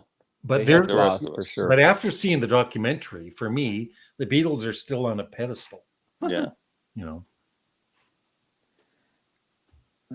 You got to figure that they were under stress. They were under a deadline. Yeah. They didn't really have any direction. And they mentioned that a few times. John hadn't written any songs. When they got it together, they were spot on and perfect, but they struggled all the way through it. Yeah, they did. And that added tension to everything too. I need to discuss this. Larry is quite handsome. So that's the statement from Analog Kid. Don't you Who's think? writing all these, Larry? That's a question. Are you paying people? So then he makes his statement that he thinks Larry's quite handsome, but then he opens it up for discussion on what we think, Robert. Now, let's see. Larry, put your face closer to the camera. I think each member was jealous or envious of each other. Each of them had a particular magic skill set them. The others were envious. Of. Yeah. I'm still trying to figure out if you're handsome or not. Well, I don't think Ringo was jealous of anyone. Envious of each other. Each had a particular magic skill that the others were envious of. I don't know if anybody was envious. I think they appreciated the skills that each of them brought. I think, if anything, John might have been envious of Paul's musical. That's ability. my point a little earlier. I think John might have been, Paul just he had didn't a want to gift. come out and say it, but he knew some of these songs are pretty damn good that Paul was putting out. Yeah. Yeah. But and he fought it because he'd make fun of it, or he'd mess up the words or whatever. Yeah. Right. Pat Jones sings Obla Di Obla Da is, oh my God, oh my God. But that's before Abbey Road, when they would rehearse it more and more and more. So yeah. I think at that point they weren't really, being that annoyed by it. Maybe, but yeah, maybe John didn't even like the song then. Sergeant Pepper. Yeah, Sergeant Pepper. Sergeant Pepper, yeah. There's your fan, Glenn. Glenn. I'm here, your loyal server. Well, I'll have a maybe a Bud Light and some wings. Guys, watching this stream and seeing the love we still have for a band that haven't existed in 50 plus years just proves that truly great art is timeless. That's a great statement to make. It is. There's. I don't know if is there anybody else that people get this excited about? Like, can you imagine one other band that they're going to make a documentary about and would get this kind of attention? I can't think of one. I can't think of one either. No. I mean, there's lots of bands, Zeppelin, lots of old bands still putting out albums. Yeah. But would I watch a 6-hour documentary on them? Yeah. Probably not. The most surprising bit for me in the whole Get Back doc was John playing the guitar solo on Get Back. Shows you how much I know. Yeah, John played the lead on that. Yeah. Yeah. John says how cold his hands are and can't play chords. Yeah, he did say that on the roof. It was November. Yeah. It was cold. January. January, yeah. I'm here, Glenn. Don't mind Larry. He's just jealous of the girls complimenting you because you're sweet.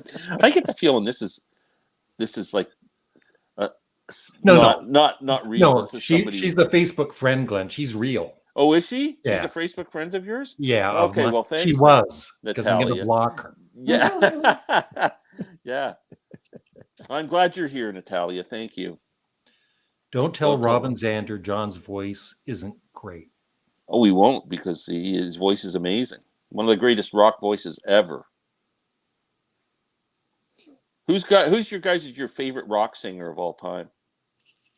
Paul McCartney. Ian Gillan. Yeah, mine's Ray Charles, if you want to consider him a rock singer. But Ray Charles is my favorite male singer. I think Ian Gillan still in his 75, 76. Mm-hmm.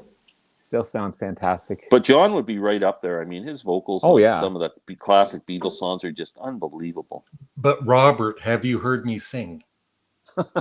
Yes, I actually have. I'm very sorry. Yeah, he sings like Bob Dylan. And she's buying the stairway to heaven. Yeah, that's one of my favorite scenes. Hugs Paul and Ringo with "Isn't It a Pity" in the background. Yeah, it is a heartbreaking moment. Isn't that a fitting moment? Larry's the walrus. I thought the walrus. Isn't it a pity? Is like the words just rang. Yeah. Yeah. Back in the USSR would have been great to see live. Yeah, Happiness and Warm Gun, Baby, You're a Rich Man, The Word, and Your Bird Can Sing. Yeah, can you imagine? Oh, She's So Heavy live. Oh.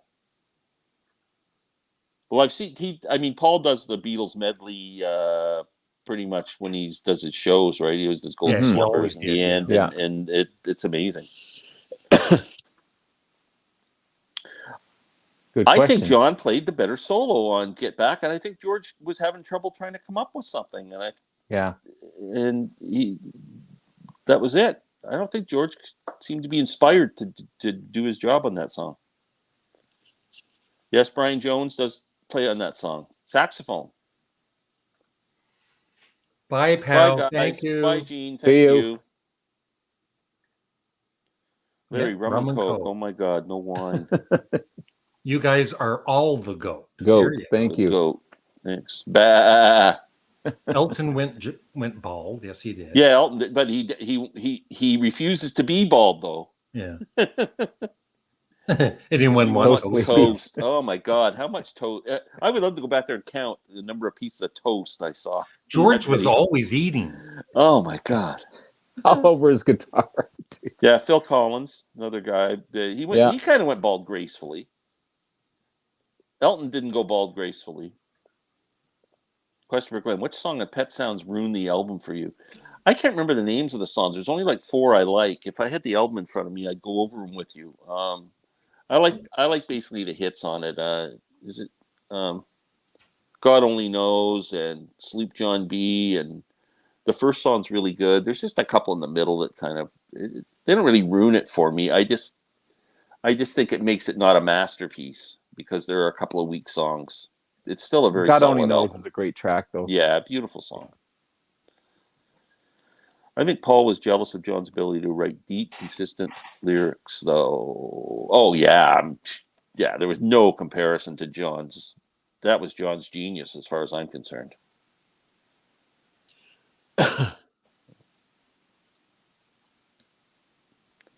No mere craze or hype job. It's still being validated by new devotees all the time. Just watch Beatle reaction videos of young people on YouTube. Yeah, I agree. Yeah. Every generation seems to fall in love with that music. Timeless. Truly timeless. Thank you, Jeff. Thanks, Jeff. Thank you, Jeff. I'll pick some banjo for you on a video coming up. I'm trying to find out where I am here. I'm lost. You're in Trenton. There's so many comments, Glenn. You're so popular. Are they all about me, Larry? No. Is that why you're not showing them? Paul Rogers in the Free Day. Yeah, he was great and Free, and then Bad Company. And yeah. Amazing.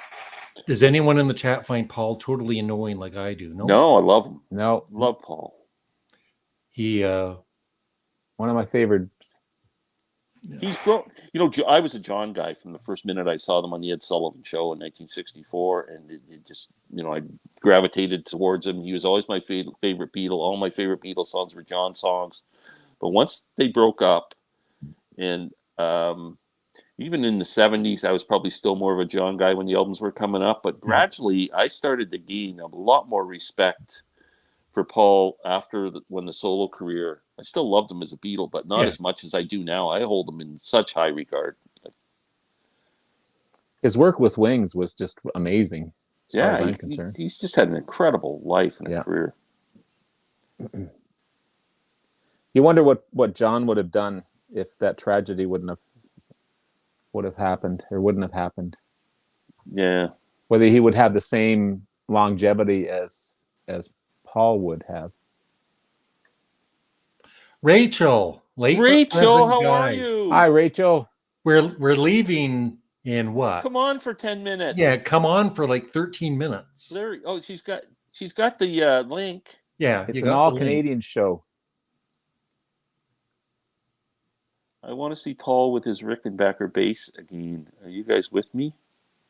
Yeah. That'd be cool. Does he play it at all now, or he always plays since COVID, we haven't really seen him, but I saw an Instagram post on his thing that he was playing a bass. I thought it was a Rickenbacker bass, and he said, "This is the bass I used on, I forget what album." And he's auctioning it off for charity. Rachel. Hi, Rachel. How's everybody doing? You look better than Larry does. Glenn won't stop talking. We haven't. Congratulations also are due because of Anthony's contest that Robert was able to I was the winner of Anthony's contest, by the way. Really? Yeah. Very cool. Anyway, Glenn, thanks for the invitation. Larry, of course, the legend that is the Muffin. Thank you. Hi, Rachel. How are you doing? I'm doing good. I just picked up 28 records for $80 Canadian. Wow. So not too bad. Some thrift store, and I'm taking a page from Robert's book there on really building a collection of. There must be a Herb Alpert record or two in that pile. There isn't this time around, but I got a few Elvis. I got some Tom Jones. Got a little bit of everything. Wow. But so nice, and I really appreciate the invitation, guys. I had no idea, so I just got in the door now with holding these records. And, so, what are your thoughts on the Get Back documentary? Okay, first of all, I haven't seen it. Well, then, don't give us a review. Thanks for coming out, Rachel. No, but hang on. I have thoughts about it. Do you know what? Because I've been watching a lot of it's leaking out onto YouTube in snippets. So I've been watching all these little snippets, and of course, I saw the original 1970 Michael Lindsay Hogg production. I'm a big Beatles fan. I live on Beatles Boulevard, and I've got about 50, 55 Beatle albums on, like on vinyl in my collection, and then another. You know, I got the box set with the mono and CD and all that sort of thing. Analog Kid, thank you for the very kind comment. So yeah, no, Larry and of course Robert knows me, and Glenn, they know I'm a big Beatles fan. I'm not really a Beatles channel, but this is how I found the vinyl community. It was really, Larry was one of the first guys. Larry, Joe Mayo, all these characters that were up and running early on with, because Larry has a big love for the Beatles, as everybody knows, and it was your collection and your passion for it that got me kind of watching, and then that got me recommended for other videos. And it was also Sparks Mania. Oh. Look out, you were I love kissing those his guys. ass. Glenn, I love Sparks. And so when I found out, and Larry also loves Yes. Yeah, well, yeah, we all love Yes. We're I love Yes. I'm big on Yes. They're the band I've seen more often than any other band. Really? So I've seen them 4 times in various. Did you see them in the original lineup with John Anderson? No, I did see them with John Anderson, of course, but I saw them, the first time I saw them was the 84 tour 90125. And then I saw them. Trevor Rabin would have been there playing. Trevor Rabin was there. Yeah. But then I saw Union. So then you had Bill Bruford and Alan White. Alan White, Plastic Auto Band. And well, I built a record room, so I've got, you've seen that, Glenn. I don't know if Robert's seen my room tour, but you know, so I got wall-to-wall shelving and did everything up, you know, because my little collection started going. Anyway, I don't want to dominate this thing in any way, shape, or form. I'm just happy to be here and get this is awesome. Tell us about your channel. And then I have, you know, I used to be Rachel the Music Ma'am, and I am transgender. You know, I don't advocate it. I'm not preaching it. It's just a fact about who I am. And so to make a little fun of myself, I decided, you know, play on words with the Music Man, the Music Ma'am. And, you know, because I don't want people feeling uncomfortable, and I wanted to be out front with things so that people could go, okay, I get it. You know, oh, I see she's not out to proselytize, or she's not, you know, I don't have my big banner, my big, you know, rainbow flag behind me or anything. You know, I'm not ashamed of what I am or anything else. Well, but like I say, I'm a stud muffin. Yeah, you're a beautiful Larry, you're a lovely stud muffin as far as that. So it was a bit of a joke on myself to go the music man, not to take myself too seriously. And then I realized it was so easy just to grab this microphone and a camera like that rather than using this, you know, and then wait for it to upload. I said, oh my gosh, this is so easy. So, and then I didn't sweat as much. I'm in front of the camera going, oh crap, I just said that John met Paul in 1956 instead of 57. I'll have to go back and edit that. And or like so me sneezing every time I do a video. Yeah, like so I just wanted this to be really, really easy to communicate and contact the people. And the feedback and the immediacy of it work quite well. And so I have 2 streams I do a day. I'm on Vancouver Island, Canada, Pacific time. And I go at 6 o'clock in the morning for about 2 hours, depending on what the energy is. And then I come back at around 1:30 to 2 o'clock Pacific, and I go for another 2 hours. And then I wrap up and I go, my God, I survived another one. But we talk about everything under the sun on this thing. So it's not just music. I think I would get tired if I just did music on a daily basis. You know, like, I mean, okay, let's take a look at that Paul McCartney picture again, you know, kind of, you know, for the 5th time this week. Yeah. So we try and spread it out and talk about different things. So that's my channel, and I am Rachel, and it's nice to see everybody. And I mean, obviously. Rachel, answer a viewer's question. Here's a question. Just curious, which Beatles song or album would you like to see footage of its creation?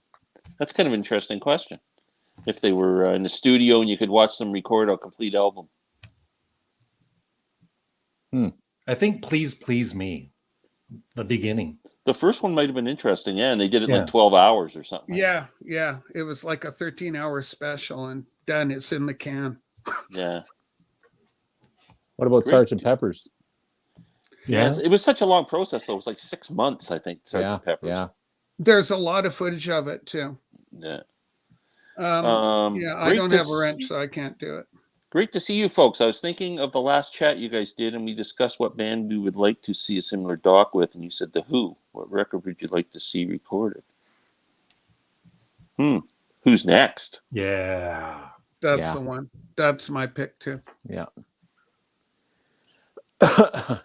Analog Kid with Revolver. Rubber Soul and Revolver. Either of those would be fun to see put together, I think. Yeah.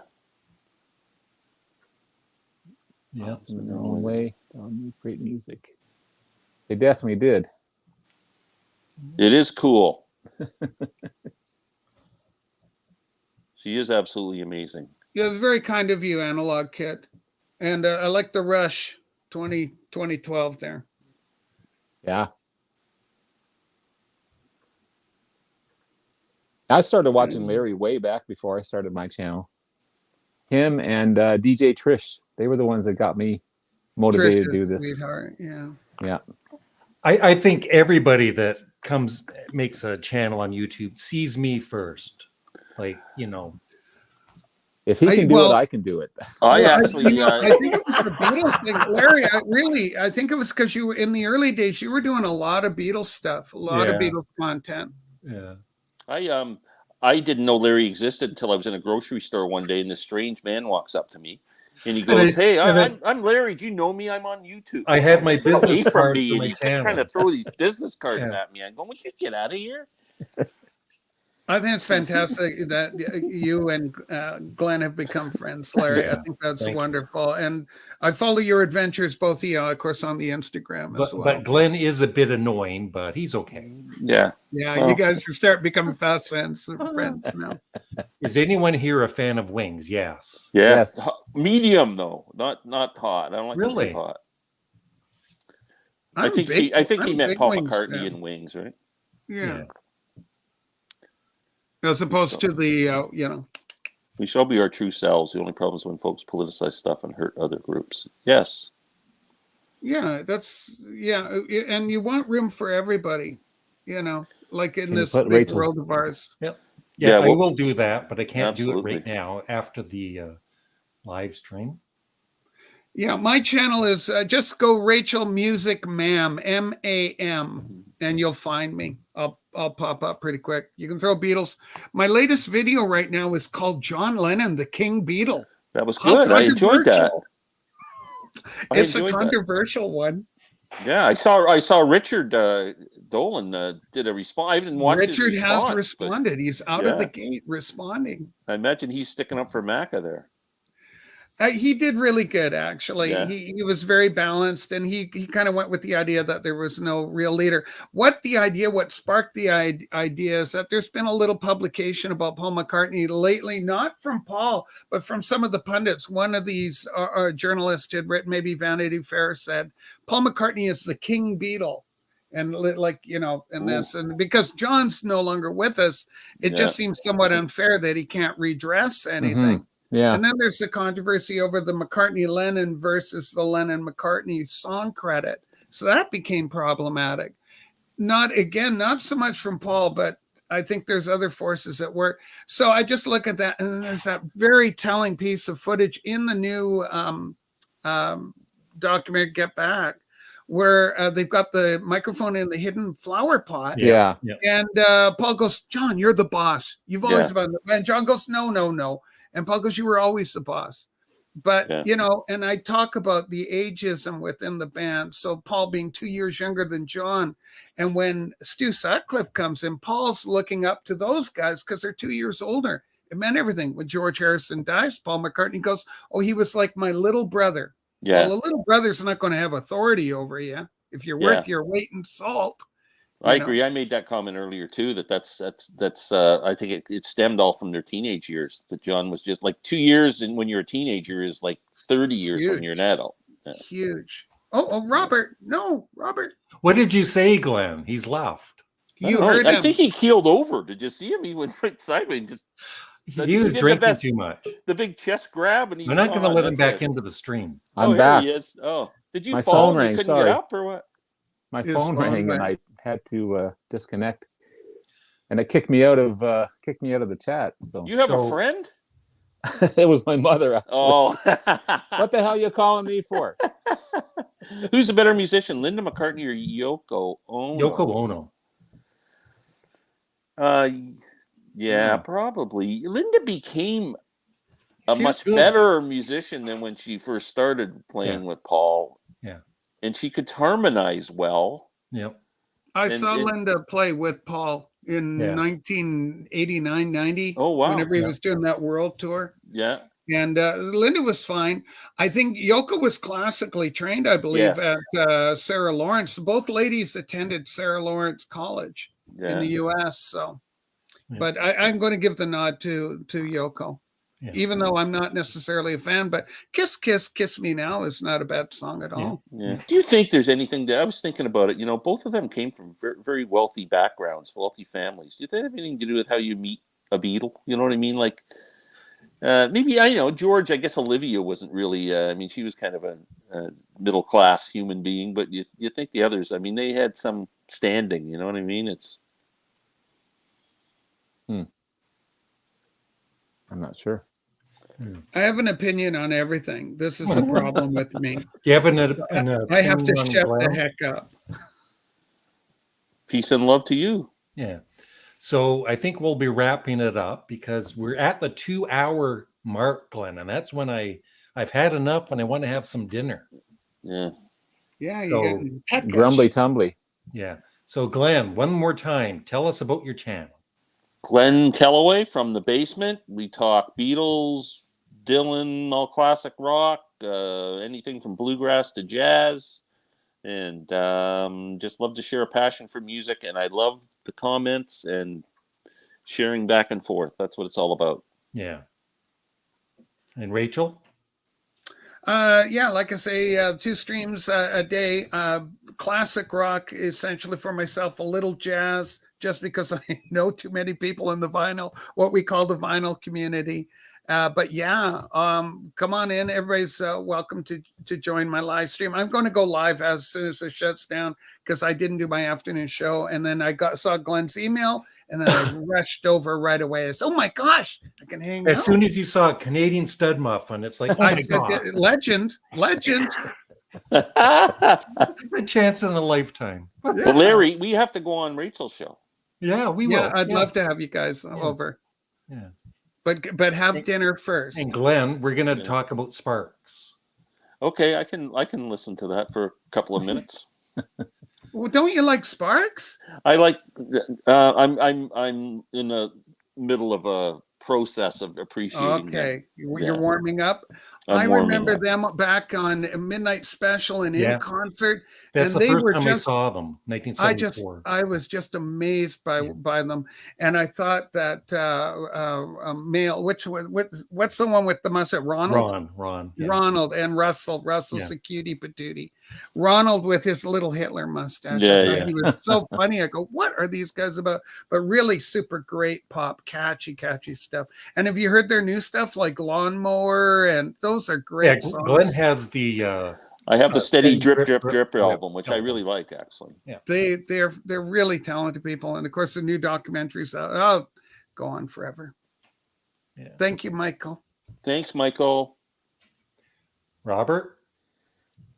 Nice wait, 20 minutes. $20 so first. Robert's on my turntable. I talk a lot about 70s and 80s, mainly classic rock, not too much 90s. Talk about bands, albums, and just uploaded a look at Deep Purple today because I just bought their new album. This one here, Turning to Crime. And love it. One of my favorite bands other than the Beatles. So yeah, come to my channel. I'm similar to Glenn's channel. I don't do a lot of Bob Dylan but I do similar looks at bands, and just having a great time. I've been doing this for 2 years, loving it. So go to everyone's channel on this. Rachel, Glenn, Larry, subscribe, Thank like, you, Robert. leave Thanks, wonderful Robert. comments as well, because those are important. I try to answer all the comments as well. I think that's very important to answer your comments. They take the time to write these, and sometimes they're not just, hey, how you doing? They're novels sometimes, my comments. Yeah. So it takes me longer to respond to some of these than normal, but I still try and do that all the time. But I always have a good time on this channel. Thank you so much, Larry. Having a great time. It's a great discussion on a wonderful, wonderful topic that will never go tired. The Beatles live forever, in my opinion. And thank all of my viewers, or all of our viewers, for coming by. I apologize for missing some questions, but I gotta eat. And Glenn Calloway will be here in person in 2 days, and I'm going to order pizza, Glenn. And we're going to these CDs he gave me. I'm going to review and rank them, and you've got CDs I gave you. You threw 2 in the garbage. I did. I got that's okay. Yeah. You're going to leave the little plastic thing for Glenn to eat too, right? The little plastic table. Yeah. Yeah. And Rachel, I'm giving Glenn another Sparks CD in our next exchange, Kimono My House. Oh, the Kimono My House, classic. 1974 album. Yeah, it's Kimono My House is a classic. Yeah. They had some of the best album covers going. Always humor with them. Yeah. So thank you, everybody. Thank you, Larry. Thank you, Larry. Thank you for hosting. Thank you. Rachel, great Glenn. that you came on. Robert. Yeah, I was happy I caught it. Yeah. Larry, Rachel, I'm wonderful talk to Larry see you one again, day, Rachel. One day this Thank you, week, I'm going to Robert. get Larry and say, hey, let's go and tackle Rachel. Yeah. And one day soon, you and Glenn, you and Larry and I have to go digging, Glenn. Yeah. Yeah. We do. Okay, thanks, everybody. Take care. Take care. I'll see you. Bye. Bye. I gotta